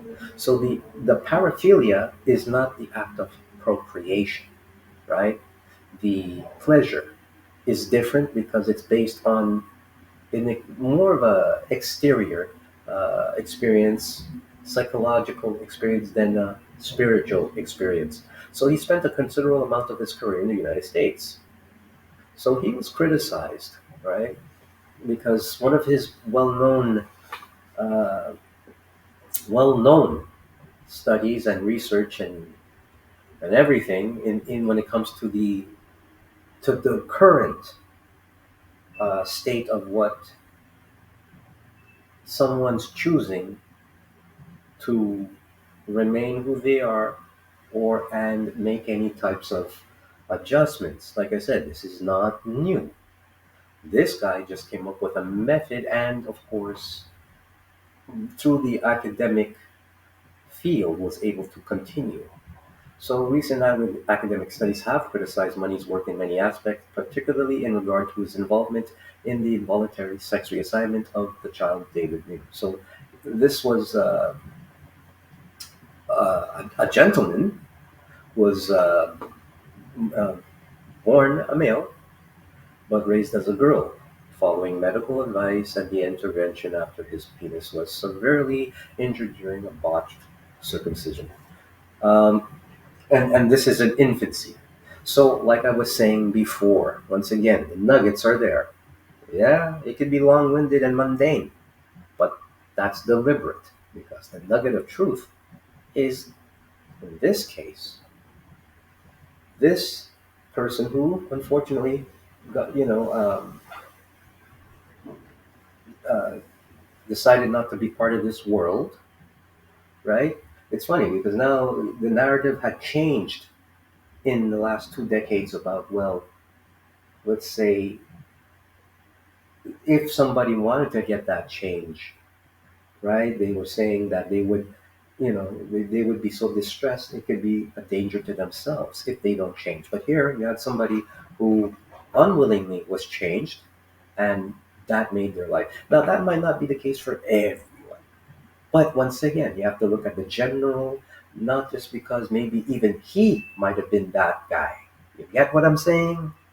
He maybe could have been that guy that didn't have the gusto to, therefore, some folks would be, well, everybody got to be like me too, even though he might appear like he's all right, right? Look at that. His book, 2,000 articles, book. So this guy gets all of that, right? Recent academic, yeah. So he was criticized for that and his forcing the child and his brother at that time. They were young, but they were, you know, and the brother also, right? Because he had a brother, and so from what we know, right? Yeah, they were abused, and of course, both of them, yeah. they chose to check out. But let's look at his life. Money was born in Morrinsville, New Zealand, to a Protestant family and Welsh descent. He attended high school here at Hutt Valley, studied, okay, let's just whip through this. Double master's degree, he was a junior, so he was all of that. Where you know we do it. You know how we do it on the date. We always look up who's your mama? Who's your papa? You have child? Let's see what child you have. So look at that. Psychiatric wards, yeah, yeah, okay. So he was already deep into the. We know now today, like a lot of those people, Kinsey and all of them, even Darwin, right? We all know the like that too. This is why the medical establishment and all of these establishment laws and university, they're kind of, you know, okay. Let's not call it fraudulent. Like I said, there are nuggets and truths in the books that you learn through the um, through through the university, right? However, a lot of those folks were quacks, and because they were able to at least learn the right uh, vocabulary among their faculty, they, you know, like law. I mean, there's a reason why we have a prosecutor and a defense. Now, sometimes the defense would be, you would think the defense, we're going for the defense, and the prosecutor is usually, you know, you think it's the bad one, but sometimes it's the other way around too, right? So that's what that whole justice thing is. Once again, the scales of justice, the scale of medicine. But a lot of these folks come from institutions, right? So, yeah, Psychiatric Institute of University of Pittsburgh. Not to say that these are not great places. It's like saying the government. The government is not bad. It's the few folks in there. So he proposed and developed several theories and related terminology, including gender identity. So this was the guy who did it, right? Gender role, love map. What the hell is that? Love map is a concept originated by him in his discussion of how people develop their sexual preferences. Developmental representation or template in the mind and brain. You see, so like we know, all of them, even back then, the fact that they're so obsessed about learning about the sex, right? It's the same type of thing like way back when they probably had to dice up a lot of bodies to make paintings like how they did. Like look at Leonardo da Vinci and all that. How do you think they were able to get all of that detail? Not just by his own imagination, right? So he popularized the term "talk money paraphilia," and of course appearing in some diagnostic of the Diagnostic and Statistical Manual of Mental Disorders. So paraphilia is considered would be that. And it replaced the word what we used to call it back in the day, maybe even 15 years ago, perversions.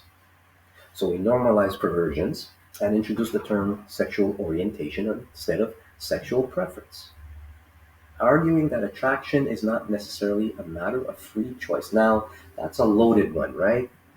Because what? You're not a matter of free choice. What? So you, if you're like a 5-year-old kid, what? You're gonna say it's not your like? No, that's where you see once again this whole what do you call discombobulate this whole uh, thing of how medicine law has crossed over slightly, if not more so, 60% 40 for the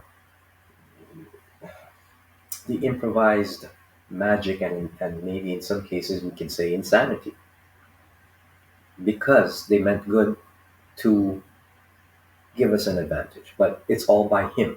So anyway, he was a professor of pediatrics at our favorite John Hopkins University. I think we've spoken about him and the university. Look it up. So, from 51 until his death, so he co-authored papers in incongruous gender roles. So he wrote it with this guy, right? He was British, American sexologist, psychologist, and specializing in all of this stuff. He endorsed conversion therapy aimed at preventing young children becoming gay. So, you see how the irony is here?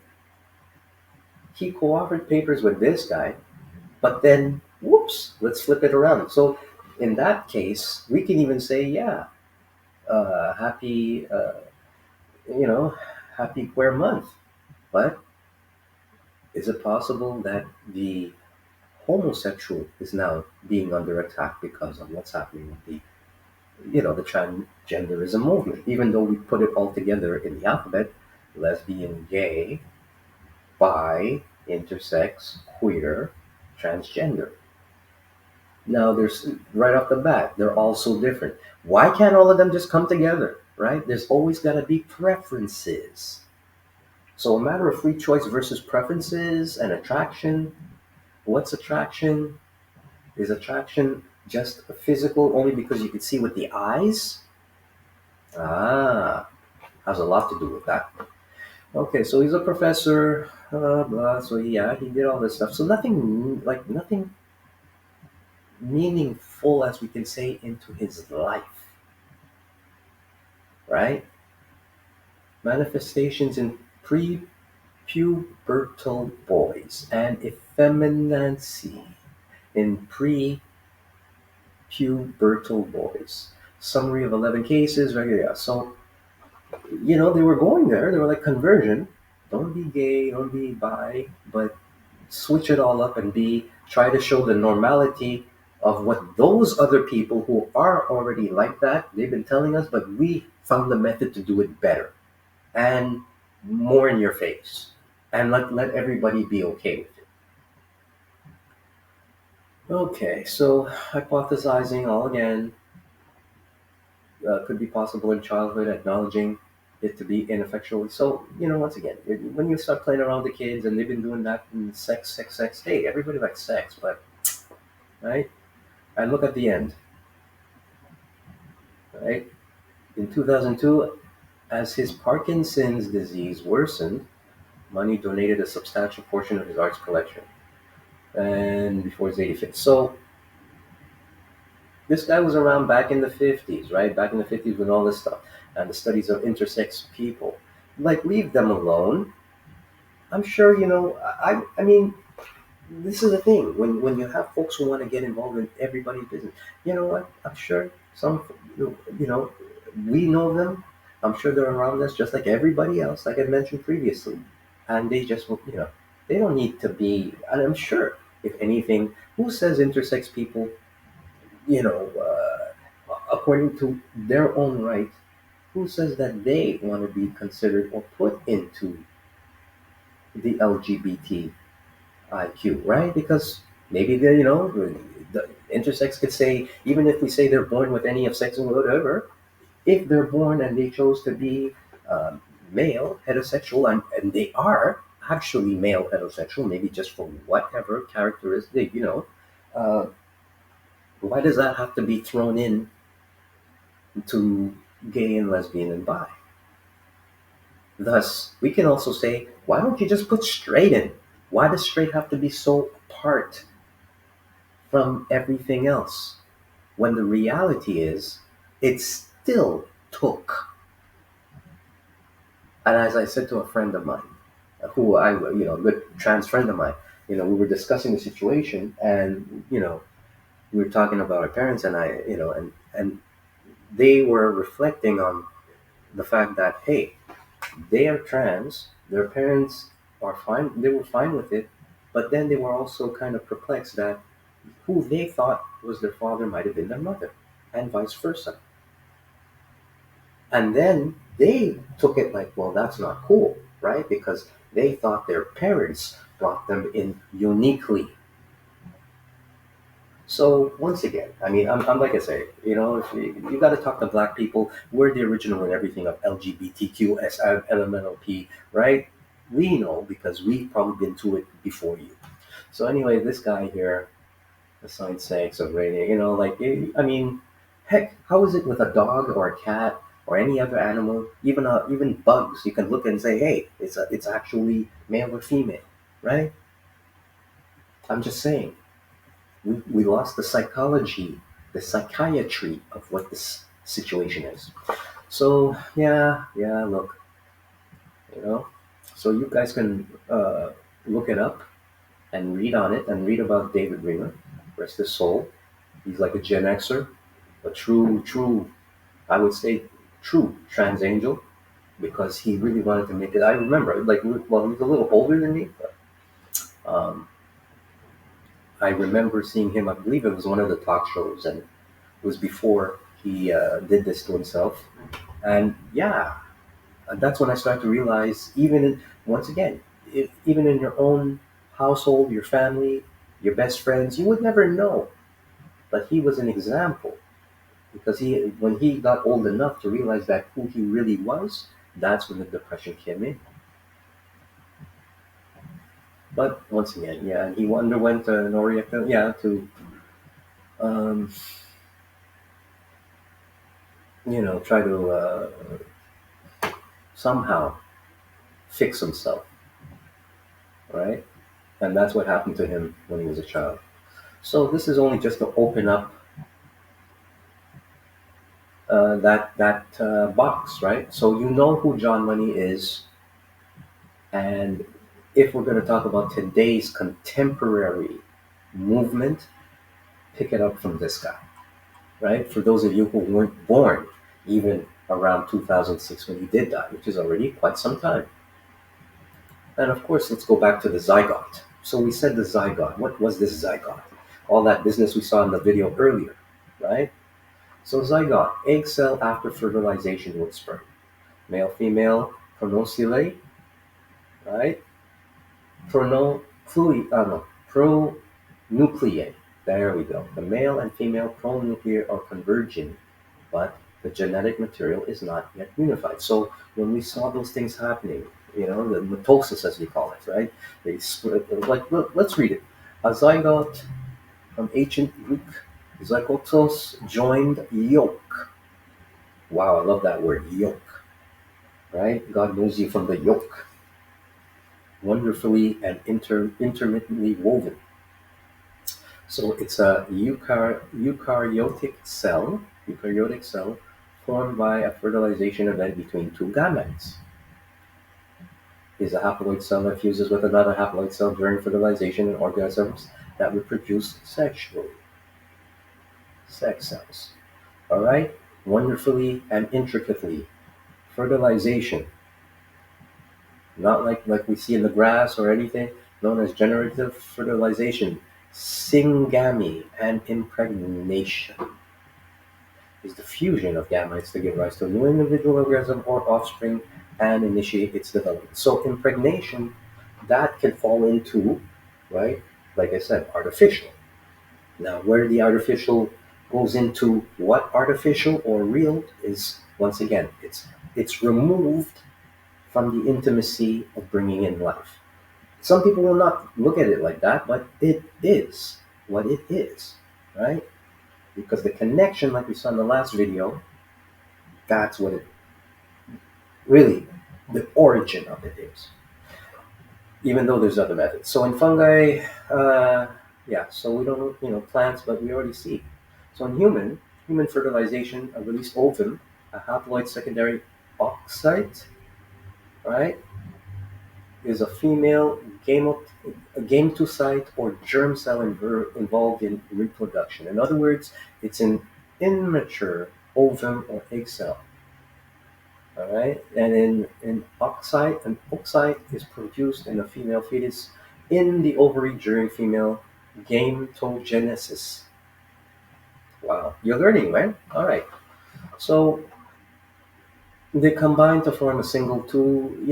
I'm not going to read all of this. You can look through it because I'm sure, yeah, we get the idea. Once the single sperm fuses with the oocyte, the latter completes the division of the second meiosis, forming a haploid daughter with only 23 chromosomes. Almost all of the cytoplasm and male pronucleus. The other product of meiosis is the second polar body with only chromosomes but no ability to replicate or survive. So that's that one sperm that gets in there, right? And then in the fertilized daughter, right? The fertilized daughter DNA is then replaced in the two separate pronuclei derived from the sperm and ovum, making the zygote's chromosome number temporarily this foreign diploid here after approximately 30 hours from the time of fertilization. So 30 hours. So that's a 24-hour period. Let's say if somebody has performed any type of poise in 30 hours, 24-hour timeline of fertilization, a fusion of pronuclei and immediate mitotic division produced. So there you go, right? I mean, this is just so all of this creates this, right? Gamete, zygote, embryo, fetus, infant, toddler. Read it up, folks. And we're just near there. Thank you once again for your patience. So we're talking about creation, civil rights in the sense of militias protecting the neighborhood, and law and war.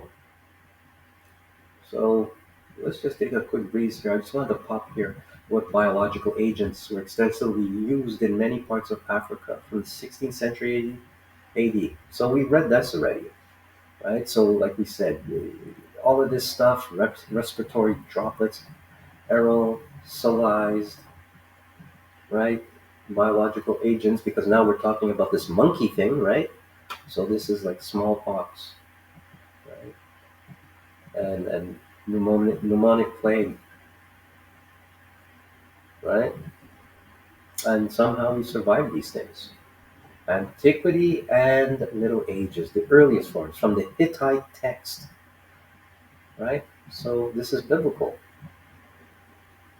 right? The earliest documented incident of intentionally used biological weapons is recorded in Hittite text of 1500 to 12,000 BCE, in which victims of tularemia, rabbit fever, were driven into the islands, causing an epidemic.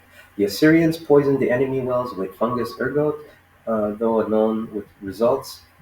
Scythian archers dipped their arrows, and Roman soldiers their swords into excrements and cadavers. So yeah, anything that you could do, I guess, as much as dead and gross with that, is through death you can create bioterror, basically, right? And it happened in the 18th and 19th. I'm sure a lot of us hear about what's his name, Assad and all of that, and Syria, right? But 18th, 19th century, it's always been kind of going on. World War One, germ theory. Look this up because this has a lot to do with what we experienced recently. This bacteriology, how that started, right?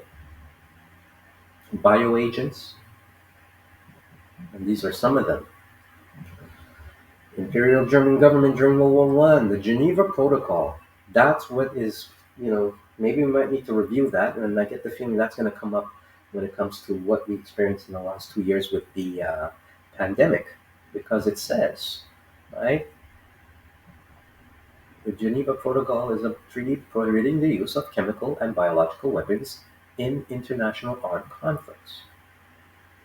So there's a rabbit hole there because from what I understand, even when it comes to the pandemic, there is some speculation that, once again, the fact that there was money given for the gain of function research to create this thing, and all of a sudden now you have Uncle Bill there and Uncle Klaus telling us that, well, something bigger, badder, crazier is going to come out. We're going to know how to deal with it. Geneva Protocol, bro.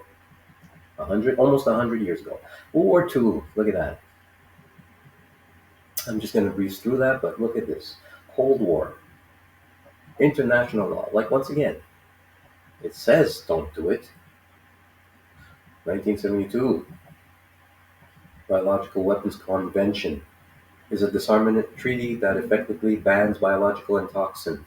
Okay, now production acquisition. Here's the thing. In 72, the Americans could have joined that and gotten into the arms treaty, but didn't.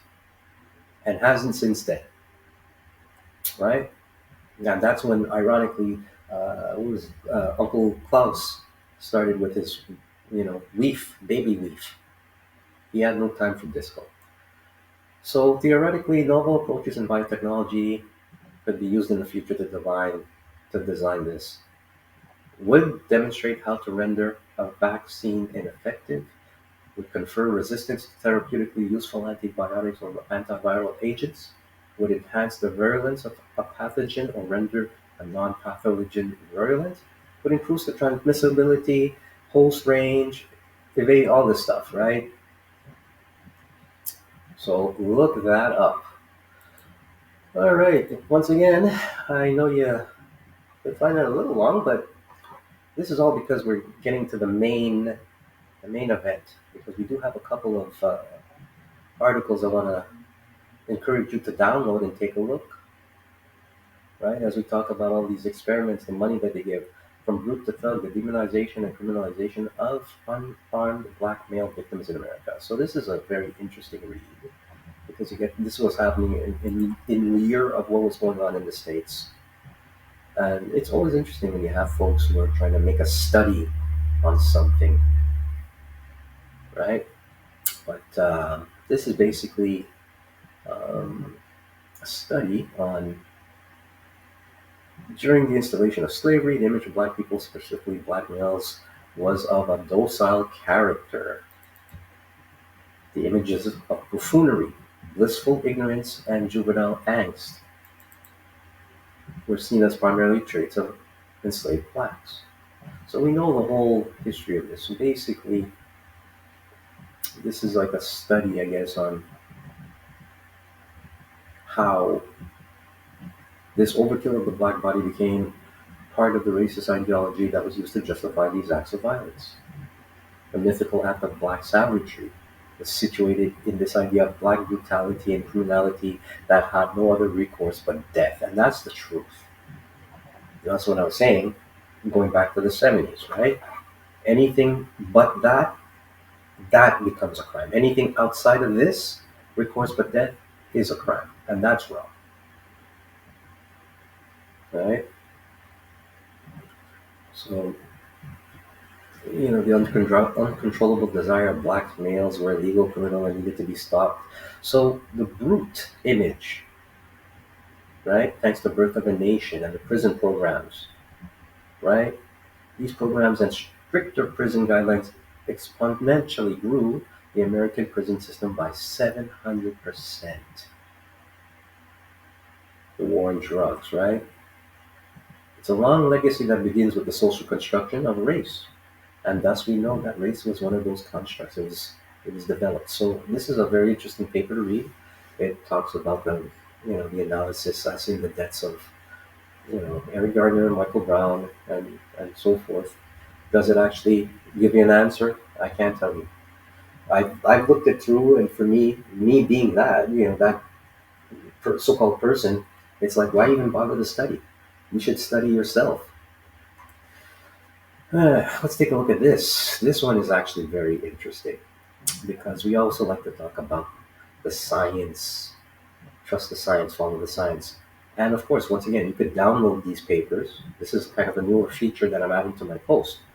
So as we see here, United States President Biden's Commission for the Study of Ethical Problems in Medicine and Biomedical and Behavioral Research Splicing Life. Okay?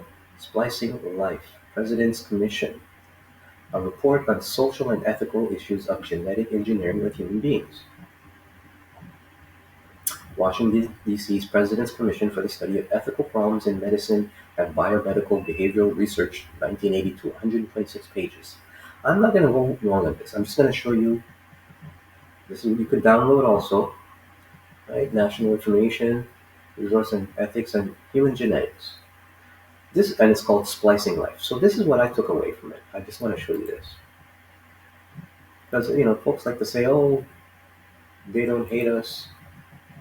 And in fact, it's sometimes worse than you think, right? But it's subtle, killing you softly. This is on page 74. It's coming off as a different page here on my screen, but on the download it'll be 80 something, 84. Uh, let's see. I did see this, and Just for the for the heck of it, I'm going to read through this. Splicing Life, Chapter 3. Okay, and this is the part here where unacceptable uses of gene splicing. Bear with me, folks, and you tell me how much they love you. A recent National Science Foundation survey indicates that though, I'm sorry, I wish I could zoom in, but I can't. Indicates that though Americans are generally against restrictions on scientific research, a notable exception was the opposition to scientists creating new life forms. The survey notes that almost two-thirds of the public believe that studies in this area should not be pursued. Fear of the unknown and of possible misuse of the discoveries by some malevolent dictator are among the reasons that could be given for opposition to such genetic engineering. A malevolent dictator are among the reasons. Given the excesses of the eugenics movement in the United States and elsewhere in the early decades of this century, and the role of the eugenic theory in mass atrocities perpetrated by the Nazis, these fears cannot be dismissed as groundless. Some comfort some comfort may be drawn from the fact that although the possibility of directing human inheritance through simple breeding techniques has existed for centuries, it has not, with relatively minor exceptions, been attempted, such as the buck breaking, and maybe even before that, also with the artificial insemination and in vitro, and yeah, all of that, right? It's been going on forever, and the I would say transangelic gendering. Furthermore, the particular social and political circumstances that led to these attempts to control human reproduction through the coercion, right? Coercive power of the state are not present in this country and are unlikely to occur in the foreseeable future. That's what they tell you. Reassuring though they are, these answers are far from conclusive. The government control of sexual reproduction on a broad scale through an enforced scheme for mating human beings would require enormous repressive power and social control over individuals over an extended period of time. What might prove more tempting to a dictator or authoritarian ruling elite is the possibility of scientists rapidly making major changes in the genetic composition of a small group in the privacy of the laboratory. All right. So it's gonna. I'm just gonna just get up to this end of this page, and I'll let you absorb that as you may. Right? Even the ex Nazis and white supremacists, they'd be like, yeah, man, that's like that's steep. Ex Zionists also, because they exist. There's good people out there, right? This is a show not about just the negative. It's to show you truths, nuggets of truth, and let you open your mind to other things besides rap and what Negro slapped the other Negro and what thought is thought. Okay, so let me continue.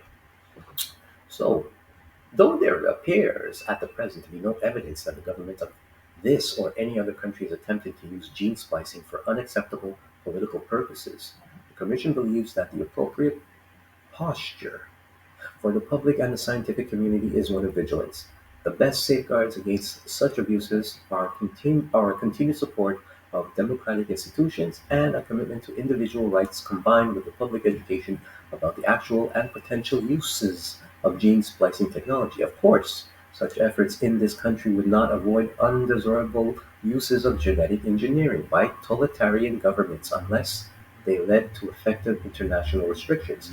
A more subtle danger is that if genetically engineered changes ever become relatively easy to make, there may be a tendency to identify what are in fact social problems as genetic deficiencies of individuals, or to assume that the appropriate solution to a given problem, whether social or individual, is genetic manipulation. Okay? The relative case of genetic methods, if gene therapy becomes an accepted medical technique, should most certainly not draw attention away from the underlying social causes of such problems, distributing the power to control gene splicing. Now, let's look at this little addendum here. Another misuse of gene splicing with international ramifications, described by the World Council of Churches as a grave hazard, is the deliberate production of pathogenic microorganisms for biological warfare or terrorism. Paul Albrecht. Okay. 2. Faith and Science in an Unjust World. Report of the World Council of Churches. Conference on Faith, Science, and the Future. Philadelphia, 1980. In discussing the use of any science, including genetics, to solve social problems, it becomes important to demonstrate. It should be demonstrated to demarcate clearly the limit that scientific technique may be expected to contribute to an effective solution. Ludmir, Supranote 21. To take an extreme example, in a society where gene surgery is widely used and accepted, it might be tempting to solve the problem of racial discrimination by making genetic changes to eliminate dark skin. A less fanciful example would be the decision to make genetic alterations in certain groups of workers who are exposed to dangerous chemicals in the workplace rather than eliminate the dangers. Right? Moreover, genetics research may denigrate the value that society has perceived in moral and autonomous aspects of human conduct. So, what really caught my eye as we see, I'm going to read it one more time. To take an extreme example, in a society in which gene surgery was widely used and accepted, it might be tempting to solve the problem of racial discrimination by making genetic changes to eliminate dark skin. You can look it up, social and ethical issues, page 72, right, in this report. So, agendas? No agenda. It's just already happening. So you can download this Splicing Life, right? It's definitely something, it's a good read, and you get to see where their minds are at. And almost in conclusion here, as we're wrapping it up, we see another download here, War is a Racket by Major General Smedley Butler. So this guy was like the real OG. He'd been around forever, in ever, right? In the sense that he was the captain. Let's pull him up real fast here. If I can, there we go. So we're just gonna go through, like I said, let's find out who his mama is, and we'll move on, and we'll wrap it up with a little spiritual comment on love and Jesus. So, Major General Smedley Darlington Butler, July 30th, 1881 to June 21st, 1940. Nicknamed Maverick Marine, was a senior USMC officer who fought in the Philippine-American War, that's quite a long time ago, Boxer Rebellion, right? Hey, they went everywhere. Mexican Revolution, and World War One. So he's been there, right? The Great War.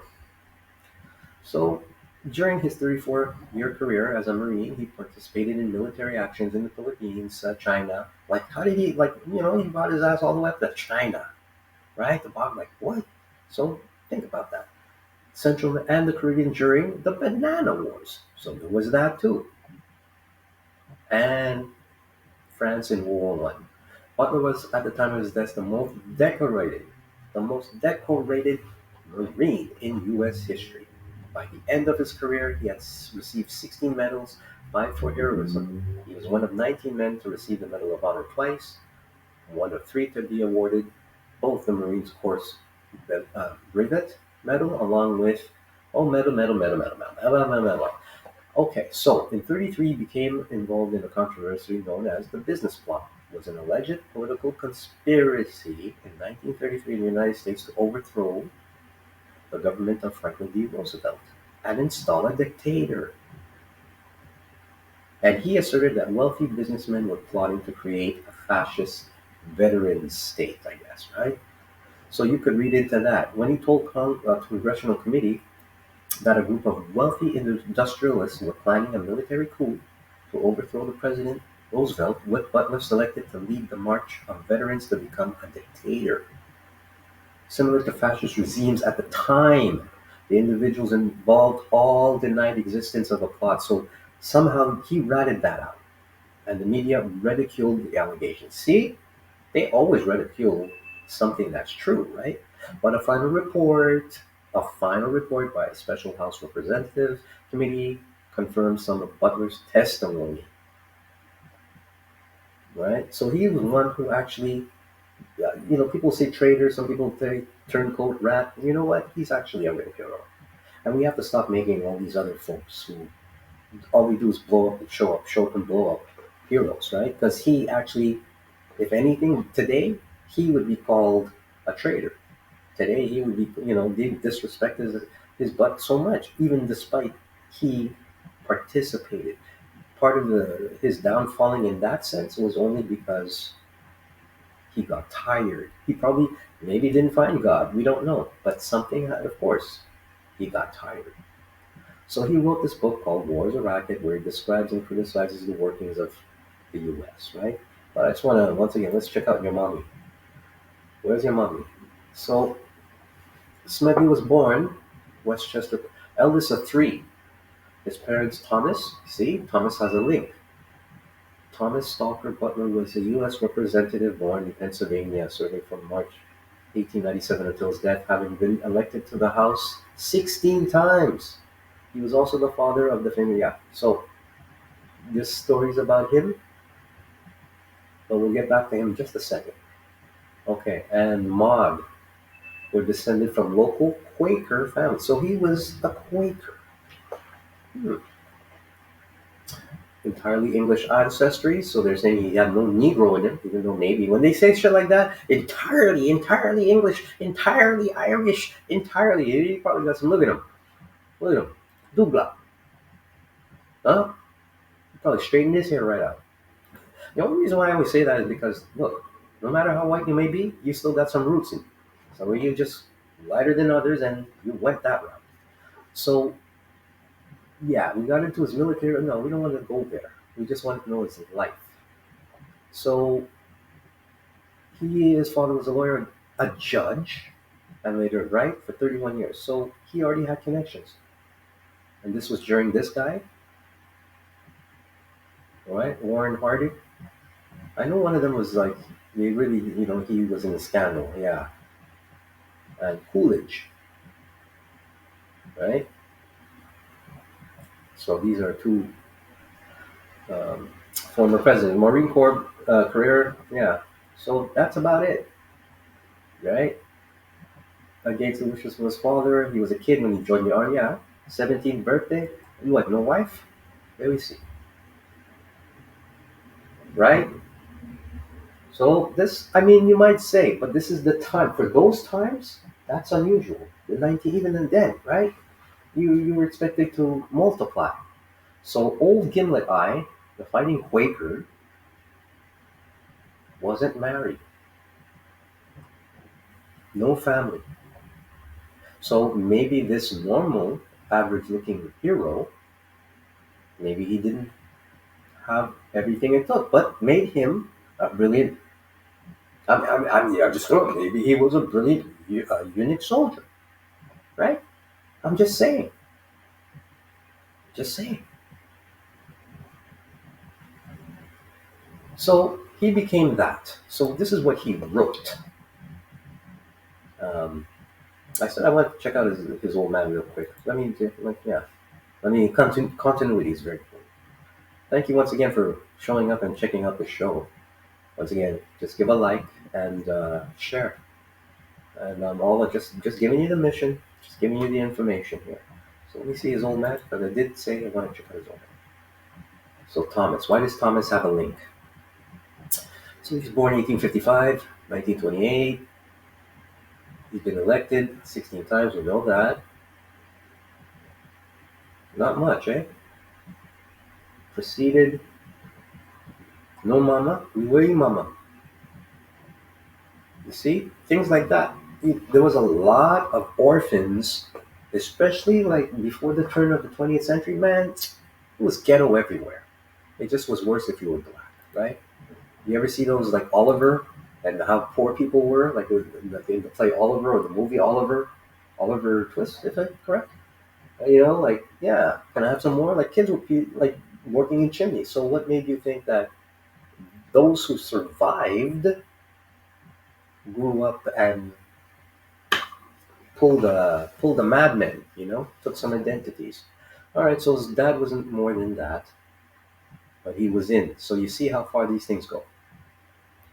So Smedley brought out this old gimlet eye, uh, his book. And it's a pretty quick book, and I'm not going to read it all, but I recommend you can also download it. It has limited permissions, but you might want to take a look, right? Because and it's 4 good chapters. So I'll read probably the last chapter, but chapter 1: War is a racket. War is a racket. It has always been. It is possibly the oldest, easily most profitable, surely most vicious. It is the only one international. It is the only one international in scope. It is the only one in which profits are reckoned in dollars and losses in lives. So only a small inside group knows what it's about. And they're probably dead, and they probably, found other people. So that's one chapter. And chapter 2: Who makes the profits? Right? $400 to every American man, woman, and child, and we haven't paid the debt yet. So he's talking about the profits, and you can see the numbers. So if you could, do the calculation of 19, what, when he put this out, it was 1930, 1931. Okay. So do the math. Didn't we just hear Janet Yellen, the what do you call there? The people with the money, right? The people who print the money. Didn't she just say, "Oh, we miscalculated the recession, Federal Reserve, or we miscalculated the depression"? Do you believe it or not? Anyway, so chapter 2: Who makes the profits? Very good. If you do it added for inflation, look at this. Like, just look at these figures. I'm not even going to read them. I'm just going to look. 19. Okay, so let's put these 5. With 3 smaller companies, the total year average profits of the pre-war period, 1910-1914, was 137 million 480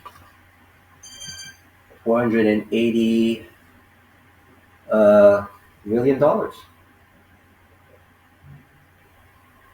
Does war pay? Yeah. So the next one would be chapter 3: Who pays the bills?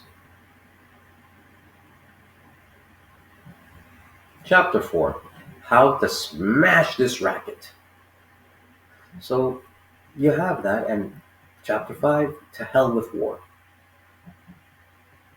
If you get a chance to read it, take a look. But let's give you a little something to go with on a positive note, which is how to smash this. So chapter 4, real quick: How to smash this racket. Well, it's a racket, all right. A few profit and the many pay. But there's a way to stop it. You can't end it by disarmament conferences. You can't eliminate it by peace parleys at Geneva. Well meaning, but impractical groups can't wipe it out by resolutions. It can be smashed effectively only by taking the profit out of the war. The only way to smash this racket is to conscript capital and industry and labor before the nation's manhood can be conscripted. And I guess, like, once again, early on, I did say, Vietnam, 1968, just when I was born, right? What they would do is they put the men's name in a lottery, right? This is 50 years ago, a little over 50 years. In a lottery, like you see, like any TV lottery, and hey, Joe Smith from Pennsylvania, you've been drafted. and you have to go fight your ass and probably not make it back. Go figure that shit out, man. Come on now. Those people out there in the States, they can bring that crap back any day. And I wouldn't be surprised because they're itching for it. Our generation, don't forget, in the last 50 years, we haven't fought, let's say, except those who were in the military, who came back twice that messed up now, who are actually the ones that are going rogue in the streets, and probably our law enforcement, probably our organized crime. They came back messed up. And of course, we always know we never take care of our veterans. Like vets, man. I respect my vets, man. Guys, get some balls and shut that shit down. You know? Pull a Queen Nzinga. Because that's what Queen Nzinga had to do. Infiltrate and told them, right?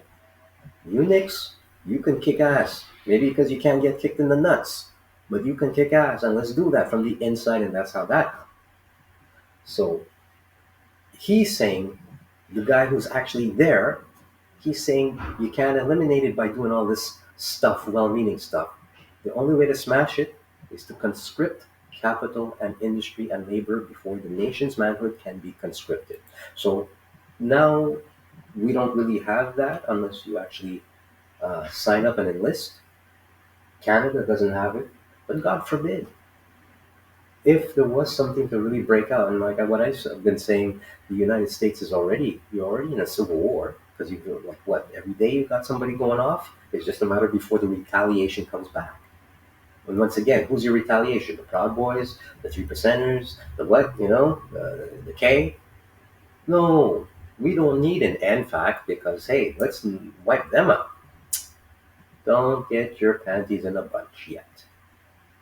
1 month before the government can conscript the young men of a nation, it must conscript capital and industry and labor. Let the officers and the directors of the high-powered executives of our armament factories and our munition makers and our shipbuilders and our airplane builders and the manufacturers of all the other things that provide profit in wartime, as well as the bankers and the speculators, be conscripted to get $30 a month, the same wage as the lads in the trenches get. Let the workers in these plants get the same wages. All the workers, all the presidents, all executives, all managers, all bankers, yes, and all generals and all admirals and all officers, everyone in the nation be restricted to a total monthly income not to exceed that paid to the soldier in the trenches. Let these kings and tycoons and masters of business and all those workers in the industry and all our senators and governors and majors pay half of the monthly wage. Why shouldn't they?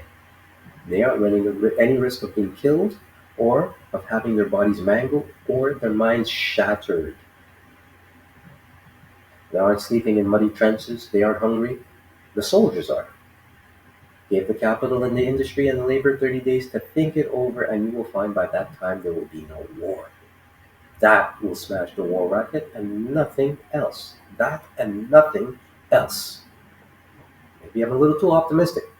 Capital still has some say, so capital won't permit the taking of profit out of the war until the people, those who do the suffering and still pay the price, make up their minds that those they elect to office shall do their bidding, and not that of the profiteers. So you can read some more, right? Because it's not a very big read, long read, but it's a read. So there is hope, and that's what this post is about. Once again, I look forward to hearing updates from, and once again, if in fact is no longer, I mean, I know it's still going to be around, but if others come around, all I can say is just unite by default. Same thing for the Israelites. Unite by default. I'm sad to hear about the ISUPK, and there was some kind of breakdance battle vibe between ISUPK and IUIC, and it's like, really, 50-year-old bros setting an example for younger generation. Shouldn't this? No, anything more than that. Now we have the right, and we should start from today. Two things: start calling those folks who are not backing us up. Start calling them out. And yes, we have a right to start canceling our own because of the infiltration. So I can once again only hope that things will get better. But just before I leave you, I just want you to also take a look at some of these much, much recommended research up to date, just so you know, while we're busy worrying about who's hate group and who's this and who's that and where our money's going. Operation Unifier. Unifier is a Canadian Armed Forces CIF mission to support the security forces of Ukraine. The operations focus is to assist with security force training. This will help them improve and build their capability and capacity. So they're coordinating efforts with the U.S. And so it's been a while. I mean, you can since the training mission harmonizes its efforts with other nations in a joint mission, right? Canada, Denmark, Lithuania, Poland, Slovakia, Sweden, Ukraine, and the United Kingdom and United States. And Canada became a member in 2015, right? And then, of course, they launched it in response to a request from the government of Ukraine. The intent is to help them remain sovereign. You know, I totally agree with that. Why don't they just leave Donbass, right? The DPK, right? Those regions, leave those people, right? Luhansk, let those people be, because maybe there are some people who are Muslims, maybe they're black, maybe they're just Ukrainians who are just down and cool with that. Maybe some people who are down with hip hop. Let that be. I don't know why, because this is the problem of this war. I'm just gonna say it, right? That's why I was like, I'm getting off on the whole Azov Nazi thing, right? Because I'm like, look, Russia's not perfect, but I caught the news that back in 2014, I remember, right? Those guys were coming in and saying, look, they were killing people. Why is it so difficult to believe? We're not hating on them. We're just saying why this faction of people are doing it this way. So Russia had to come and say, listen, imagine if Russia had a NATO with other like Africa and started like giving money to let's say New York City, right? New York State, right? And they say, hey, join our Afro NATO, Russia Afro NATO, right? And tell you what, we'll give you more weapons to separate all the black and Latino and the poor whites from the rich and those crass people, right? And they start giving them weapons and they start taking over boroughs. Oh, but you know what? You got the Bronx, right? You got Manhattan. Oh, wait a minute. Once you cross into Manhattan and Jersey, it's another ball game, right? No, no, no. We're gonna break it. I mean, it sounds silly, but this is basically, or it sounds unimaginable, but not impossible because this is what's happening in Ukraine. And my next post will be on my visit up there. I actually will be putting out a book of photography on my visit in Ukraine and Kiev and Minsk. I was there for a good summer before all of this happened. And the Minsk Accords. Minsk, there was an accord, and that accord was broken. So all of this happened prior to what's happening now. And the way we're hearing things, well, we know there's been a lot of rigged uh, information, I think is the best way to say it. So here it is from the horse's mouth. So finally, I guess there's an update due to the current situation in Ukraine. All training activities have been paused. And the CIF personnel who were deployed on Op Unifer have temporarily returned to Canada until conditions permit a resumption of operations. How many people were deployed? 200 every 6 months to Ukraine, up to 400. They will be there until the end of March 2025. CAF members will be there until the end of March 2025. They come from all parts of Canada. They're selected based on skills that they bring to the program. What are they doing? As of January, 33,346 civilian forces of Ukraine SFU candidates have participated in the training via 726 course, serials spanning all lines of effort since the start of the mission. So all in this time, I'm just letting you know, from that time up until now, when the border, they crossed the border into Luhansk, And Donbass, even though the Minsk agreement said, look, do you, at that side, do you. Nobody's going to bug on you. But no, we want, okay, even if you guys want to come into Donbass and Luhansk, can you not like murder somebody because they're Muslim? Can you not discriminate against someone because they're from Africa? That's all it is. I'm sure most people in the opposite, everybody's been saying, do you? Anyway, so yeah, history and context, development, security, you know. So this is what they're doing. You know, giving non-lethal military. That's smart, Canada. Merci beaucoup, Justin. C'est parce que vous autres, toi, puis Jolie, là, puis Christine, là, vous êtes en train de vraiment botcher le job, là. C'est pas de bon sens, là. Je suis toujours fâché après vous, là. On va checker l'action bientôt, là. C'est parce qu'on n'est pas des caves. That's good. So all members of the operation have returned to Canada until, yeah. So that's what's going on.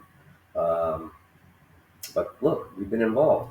So you have to ask who was the government in that time, right? And if you want to get more details on this, um, it's even on Wiki. So it's also known as Operation Unifor, Canadian Armed Forces Joint Task Force, Ukraine, right? It was begun. It's interesting. Whoever wrote it, it was begun. Or you could say it was created in light of fomentation by separatist sentiments in the Donetsk. There you go, the Donetsk and Luhansk and Crimean regions of Ukraine after the 2014 Ukrainian Revolution and the 2014 pro-Russian unrest. See how they twist that one? Pro-Russian anti-government took place in major cities, all right? But here, in the 24 one, Revolution of Dignity, as they call it, also known as Maidan Revolution, look that up, took place in Ukraine, February 2014. Deadly clashes between. So, there was a coup, one guy was ousted, and all of this business, right? So, no, just read. Just read.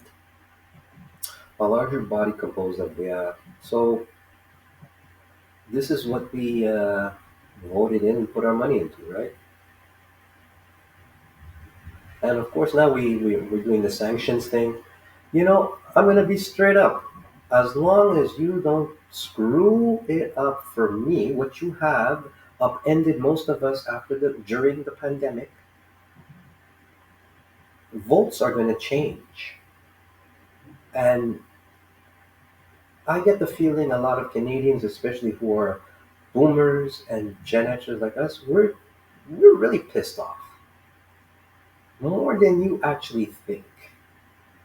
Because the Canada that we knew growing up is no longer the Canada that even at least the father was part of, like the peer, right? So anyway, so these are the folks who are involved during that time anyway. Commanders and leaders. So from what I'm seeing here, it looks like what, there's still commanders and leaders, or is this just a succession? Because we have 3, 4 of them in 2015. If anything, all of them are 2015, or most of them, and the only one who's up for grabs is our top military. What is he? Is he no longer military? Canadian served on. Okay, so yeah, right. All these men and women.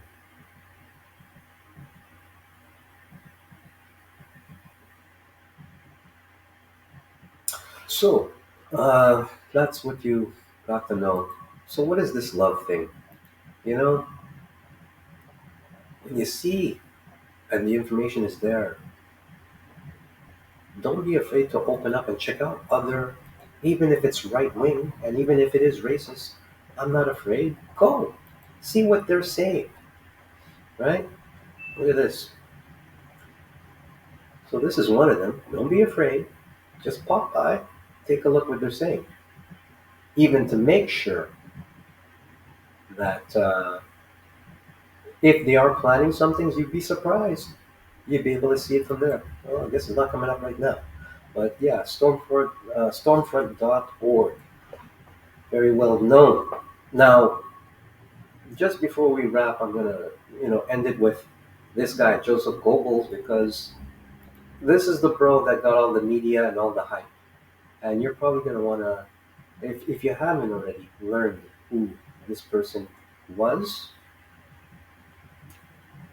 take a look. Look it up. Okay? Because Jesus was literally crucified for love, and we don't even know how to decipher what was the real purpose and meaning behind it. So, first we'll go on to this guy. Paul Joseph Goebbels, October 29th, 1897 to May 1st, 1945. He don't look happy right here, eh? Look at him. He don't look happy. He look like he got buck. And for all we know, once again, you can handle them Negro blood in him. He was a German Nazi politician. He was the Gorleta, district leader of Berlin. Yeah. Okay, early life.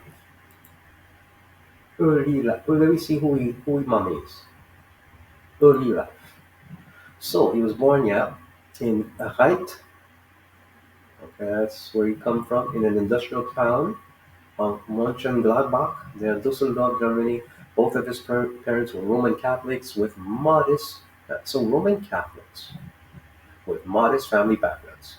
His father, Fritz, was a German factory clerk. His mother, Katrina Maria Nee Odenhausen, was born to Dutch and German parents in a Dutch village close to the border with Germany. He had five siblings: Conrad, Hans, Maria, Elizabeth, and Maria. And all of them lived pretty much, they didn't make it much further. You see, wickedness never lets you get by that far. And those who still survive unto 100 and what, it's still coming for you. Who married the German filmmaker? Okay, so his sister married this guy. Okay, so he had his film crew right there. And what? He commissioned the publication of a pamphlet of his family tree to refute the rumors that his maternal grandmother was of Jewish. Yeah, whatever. You see, that happened. He hated himself, and maybe if that was the case, he still had to prove different. Just like you have some black people today. You can say, "Are you black?" No, you're black. Okay, right? Well, unless you're gonna have to get papers today, you got DNA. So during childhood, this is where he got messed up. He probably didn't, have the nuts either. Goebbels experienced ill health, which included a long bout of inflammation of the lungs. It's always about the lungs. A lot of these guys always have something with the lungs, and it's always health. It must be the, what do you call it, injections and hormones they take, right? Because we do know there are side effects, even still to today. He had a deformed right foot. There's a few folks that I think there was another one that well known. That was something that did happen. That turned inwards due to congenital disorder. Congenital disorder.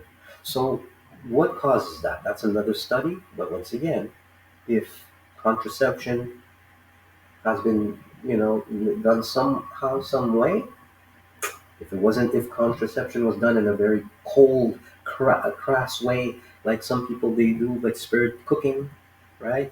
They have wild orgies, like buck breaking, and invoke spirits, right? Add that with not naturally conceiving, right? So that brings people into this world. Not everybody. I'm not saying everybody, right? Some people who are test tube are great, but it's been happening for a long time. It's just not since 1978. That's all I'm saying. So it was thicker, shorter than his left. Yeah, okay. He went a failed operation to correct it just prior to starting grammar school. At least he could talk. I was going to say, was he speech impediment, but probably not. Goebbels wore a metal brace and special shoe because of his shortened leg and walked with a limp. He was rejected for military service in World War One. Oh, so he didn't even fight. He was educated at a gymnasium where he completed his Abitur, his university entrance. It's amazing how these people get into university so easy. You know, that's how you know, eh, pick and choose. He was the top student of his class and was given traditional honor. Okay, so his parents initially hoped that he would become a Catholic priest. See?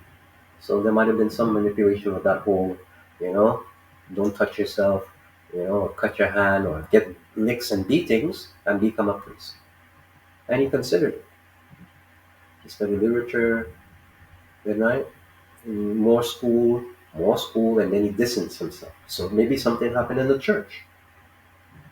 This is the end of the post, right? So I'm just kind of throwing some stuff out there.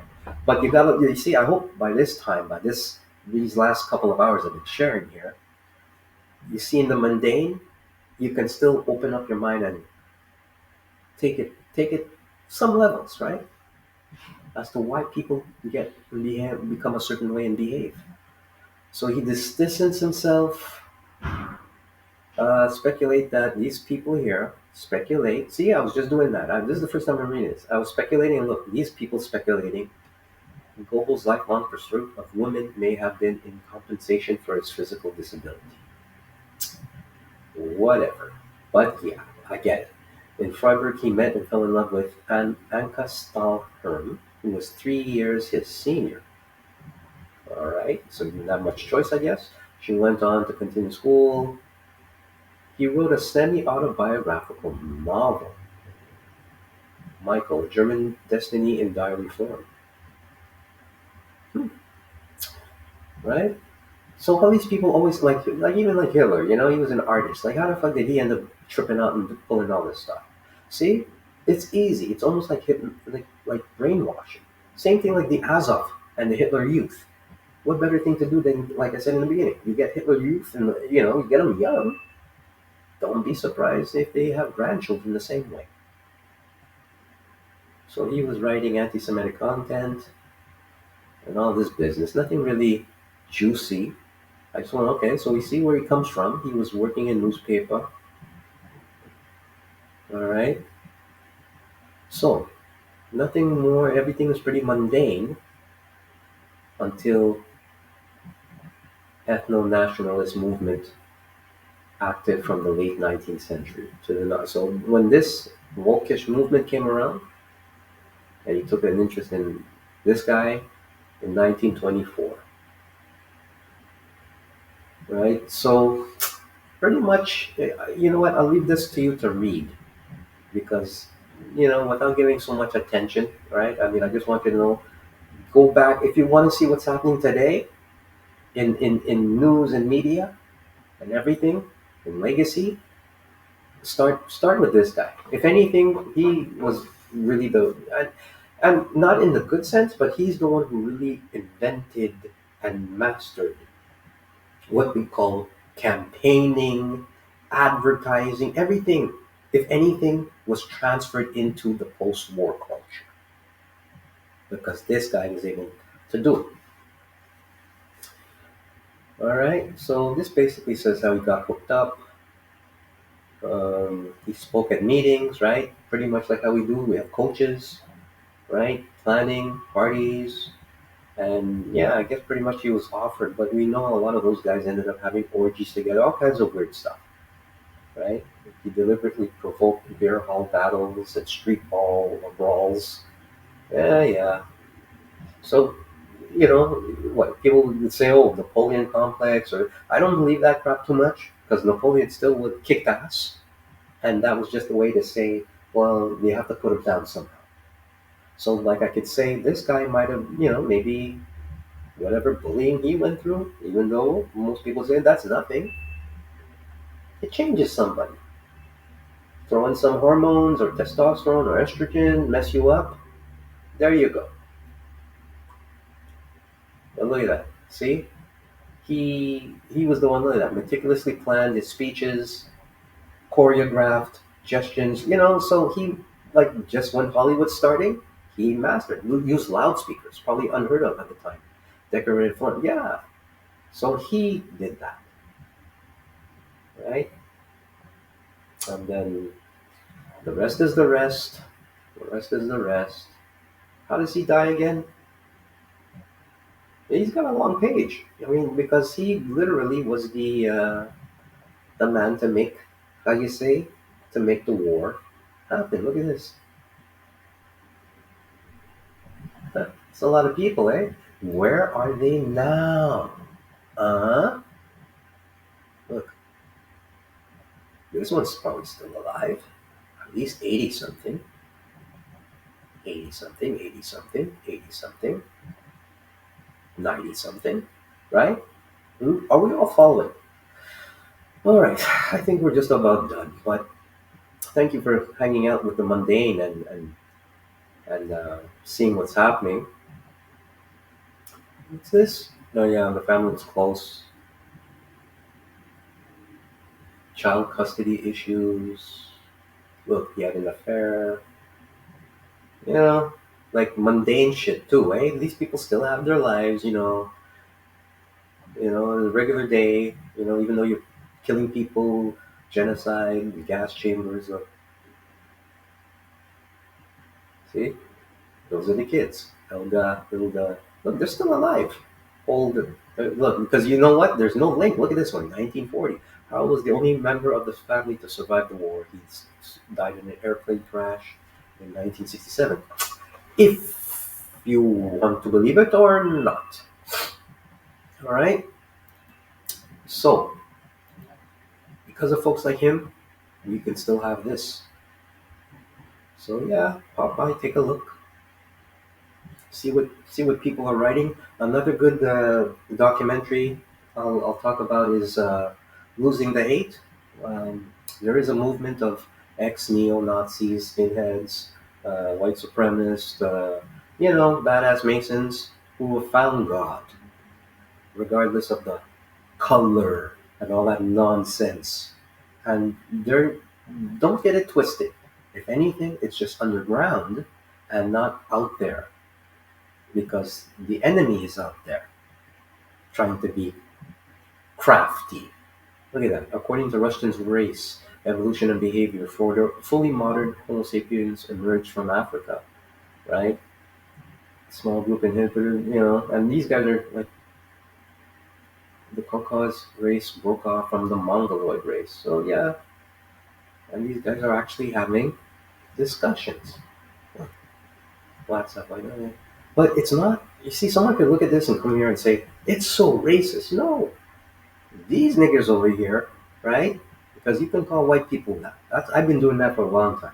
If you guys can go around that, I can call you that. If I find that you are that type of attitude, yeah, yeah, you can be a nigger too, my white man.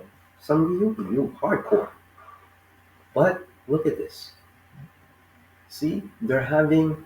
I don't know too many Israelites or even, blacks, Negroes, whatever you want to call them, gangsters who can actually put together words like that and make it look so intellectual. Look at that. Many people say, oh, well, we should ban. No, let them talk. Let them talk. Every month is White History Month. Let them talk. They're precious white people, right? Understanding. Look, they probably understand us more than we know ourselves. That's why I'm just showing you this. So,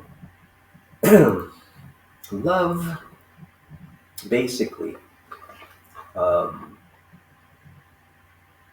encompasses a range of strong and positive emotional mental states, from the most sublime virtue or good habit, the deepest interpersonal affection, to the simplest pleasure.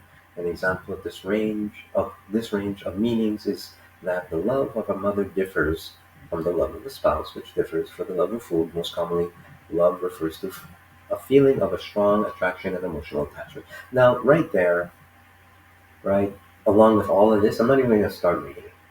But if we take the word and how far it goes, and it's all, if it's not, it's physical and it's, um, we would say psychological. But I notice there's no real spiritual, right? I see, even look, affection, falling, friendship, cross sex, yeah, yeah, whatever.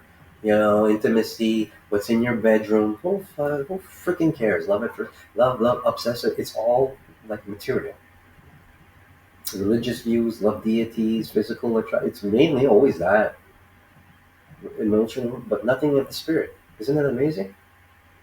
It can have a variety of related meanings. Maybe we should just even have a new word for love. I don't know. Now it's lust. Lust is basically sex, getting off.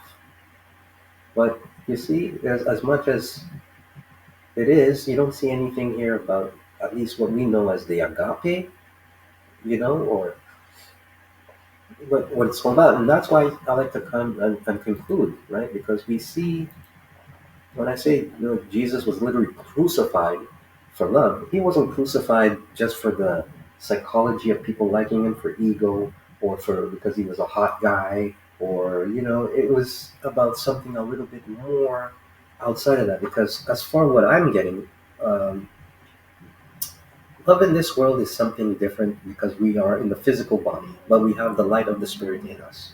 Outside of that, love is not the same type of love that we know here because in this dimension we can't know all seven dimensions until you're out of this body. So you can only imagine what love is outside of that, if it is even to be called that. Whatever it is, we know it has to be good as well as there is bad and negative, right? So we haven't heard this word in a long time.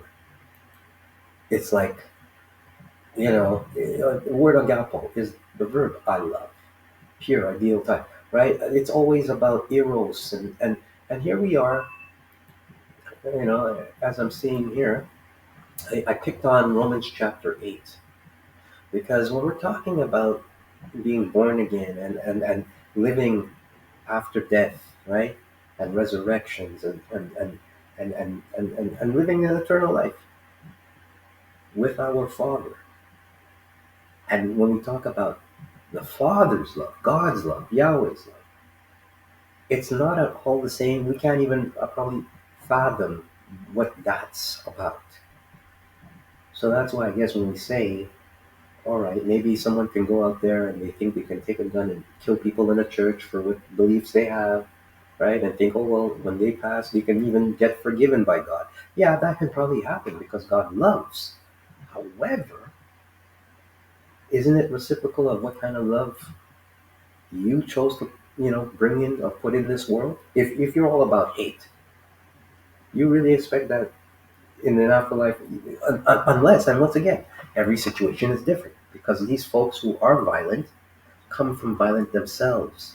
Those who are abused or those who will abuse come from abuse. The issue is, can you grow from it? Can you evolve from racism, extremism, colonialism, keeping people downism, right? Can you grow? Henry Kissinger actually, can you believe it or not? Good old Uncle Henry, great Uncle Henry. This guy, that nigga, right? Because he's like South African or whatever, I think, whatnot. And he's old school nigga, right? He tried to get the eugenics thing going on, like big time. And here we are, like nearly 50 years later. He's what, almost 100. You can see he's just kind of hanging in there. You got money, you can live for a while. But he's even saying, the whole Russia, Europe thing, Ukraine thing. He's like, you know what, guys, like maybe you want to chill on that because if anybody wants to talk to the OG when it comes down to all of that invasion and shaking up shit, he's the guy. He's the OG, and I think this is why we're seeing a change in this whole thing, right? Because some folks are listening, and I guess they're saying, "Screw Kissinger. He was a badass one time back in 1970s. Now he's obsolete because we've groomed this next generation, who might be even 70 or 60, right? Like King Charles will be here in a minute. King Charles, yes, you heard it, will be here in a minute. So if these folks come and exist in this world with everything I told you earlier, that is based in the flesh, right? What the eye sees, the attraction, the self love, the self hate, right? because there's no love. We don't know what love has been removed. Love was removed in our it's removed in our arts, our literature. It's removed in our churches. Even the churches don't speak about love the same way. They say love your neighbor. Forgive. They say forgive more. Forgive what? Well, we don't have the power to be God, but I think the Bible does say enough, about what not to be scared of and what not to be manipulated by. So I just want to go through this just before we wrap it up, because in this chapter I'm able to kind of get an idea for me what love is about. And what love is about outside of the flesh is something that we need to take consideration, right? Because the flesh is only, you feel pain. You pinch yourself, you feel pain. The idea is when in the other side, you're not going to feel that.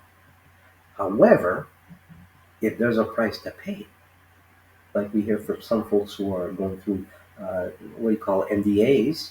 I still have yet to hear from um, an Israelite NDA or more black NDAs, really, because I've seen a few of them, and it's mainly white people.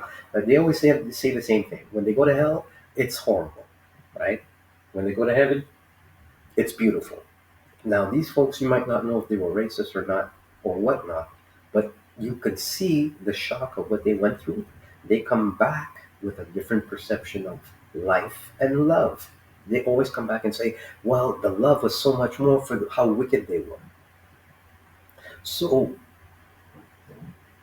my takeaway is that if they came back to let us know how great it is, and hopefully they changed their hearts, from what I've seen, most have. Like they literally, go through that and they come back and they become ministers. I'm not saying it's all perfect, and they don't say they're all perfect because when they're there, from what I researched and what I've seen, they are themselves. This is what I know. They are themselves. Their thought patterns, everything, attitudes, everything what they've learned, at least in this world, added to what is amplified in the other side. So that's real. And here on this side of the world, we're trying to make a replica of as above, so below, but it's not working so below because everything has an expiration, and death is what it is here.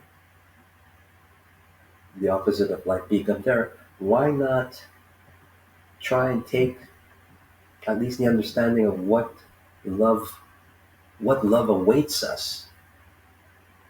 But it's got to be something reciprocal that we have to pray about in order to keep. Because it ain't easy out there. It's going to get heavy before it gets better. This message is just to let you know that, hey, let's not forget what love really is and what God's love is. The fact that you're able to exist, the fact that you can breathe today, the fact that if you came in even intravenously by the tube, or whether you came through the womb out of love, or whether you were created in hate and filth and in secret and in violence. If you've survived that and every other tribulation, and you can live to tell the tale and live to change, like, hey, Moses, he murdered someone. David, look at David, right? Solomon. But the thing is, it's not to say that, well, anyone who's bad, we can encourage them being bad until they decide to be good. There has to be the conscious and the conviction. That's where you get the grace. So in Romans chapter 8, therefore now no condemnation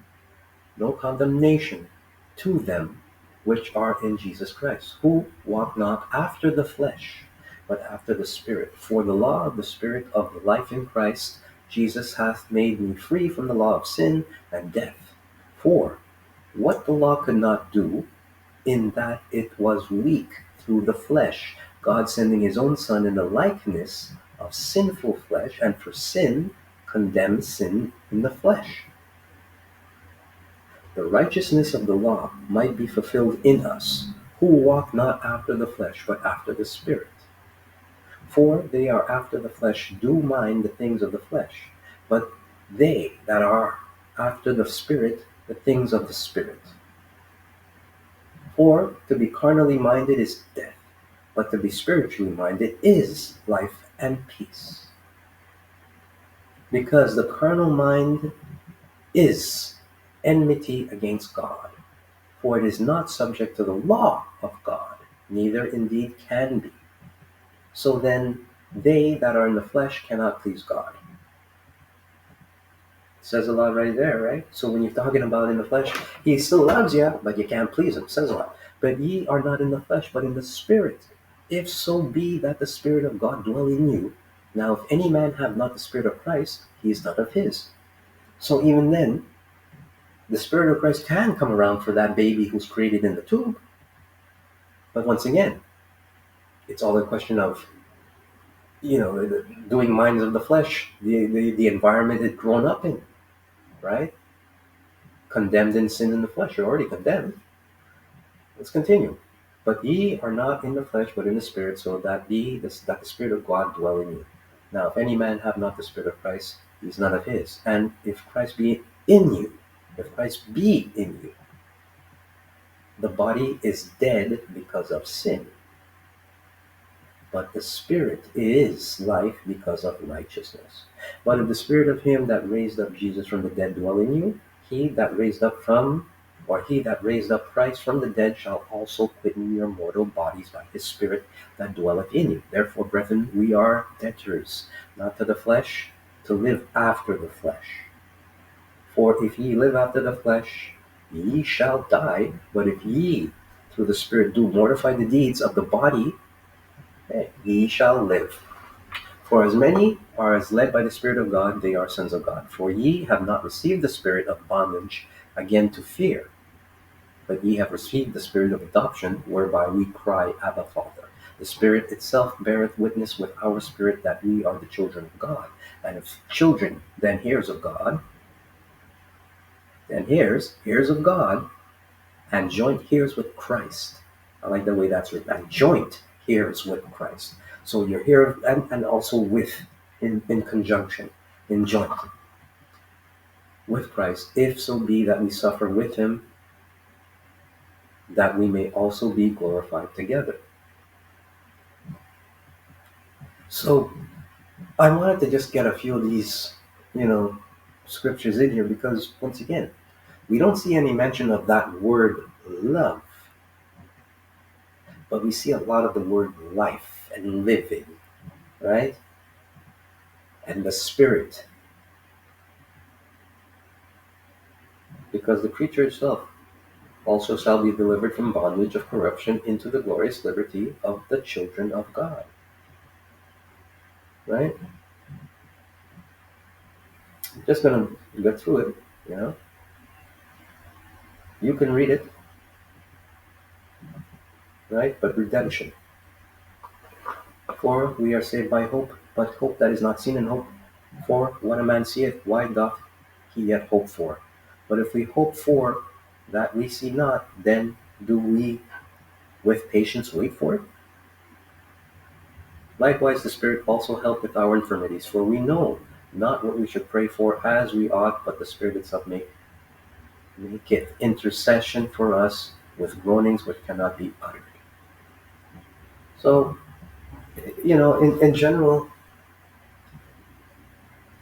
we learn that our bodies really don't mean nothing, the physical, right? But because we have, let's say, attachments, and because, yeah, you are born to a family or, friends, and, we are very attached. We think of the moment here, but we never think of after and how that reflects even after death, right?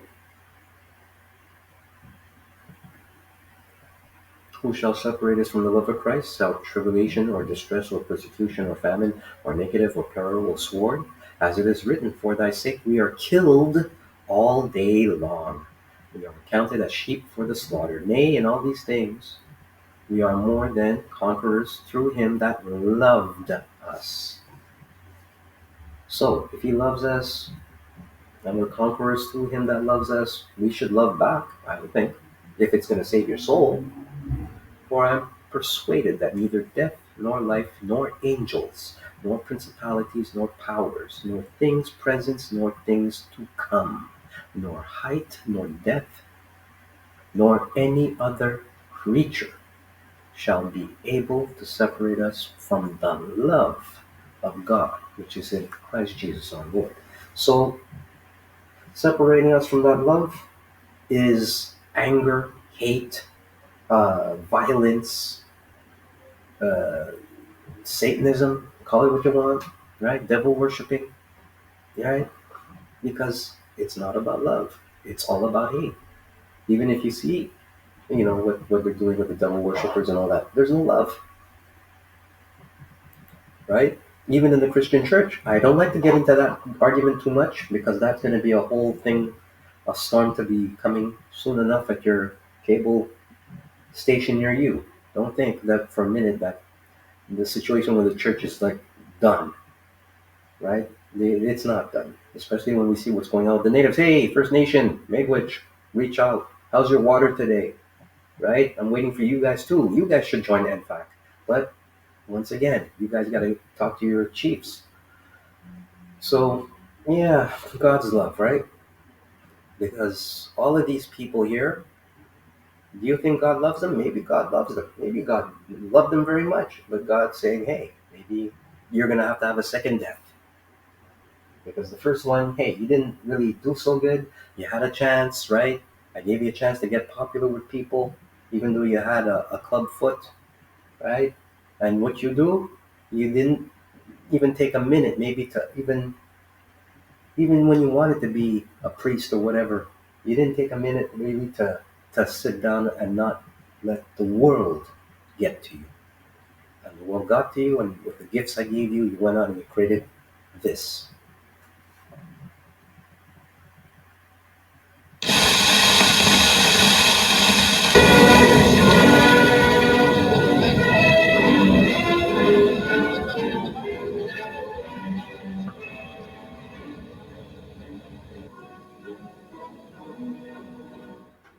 And once again, just before we wrap things up, I just want you all to see this as I wrap it up with this British Pathé video. So always notice there's a camera there. Always notice that you have, what, hundreds of thousands of people. This is not special effects. And Hitler Youth.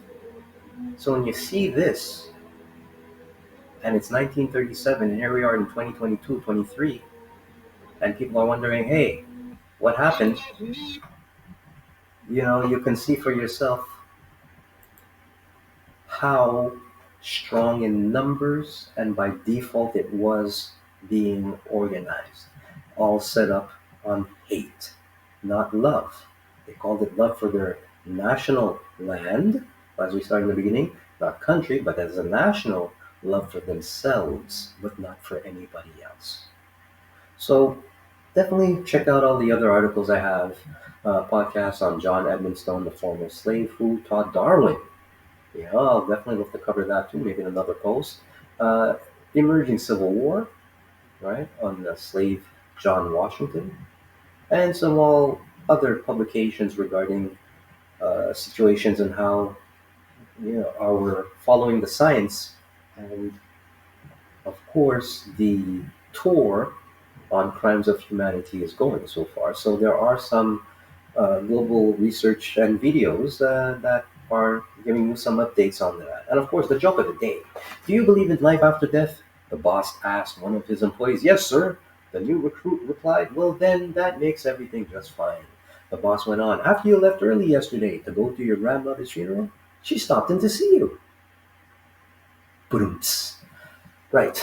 So, New Black Media, Stop the Black Genocide, Black Hawk, Drop the Hop, World Black History Literacy, First Nations. Thank you very much for popping by and enjoying the mundane broadcast of the date. As you see, we're just here to give you the information and give you the nuggets of truth that you can find in all the confusion. Not as much for big words and, of course, slam dunk, slam poetry, but it's better than doing nothing. So, once again, thank you for tuning in. This is Urox, known as The Date. Don't forget to like, subscribe, and hey, buy me a coffee at some point. Millionen Demonstrationen hat sich am heutigen Tage die ganze deutsche Nation zur Arbeit, zu ihrem Wert, zu ihrem sittlichen Ethos und zu ihrer nationalen Verbundenheit bekannt. Am heutigen Abend findet sich über Klassen, Standes- und Konfessionsunterschiede hinweg das ganze deutsche Volk zusammen, um endgültig die Ideologie des Klassenkampfes zu zerschlagen und der neuen Idee der Gebundenheit und der Volksgemeinschaft die Bahn freizulegen.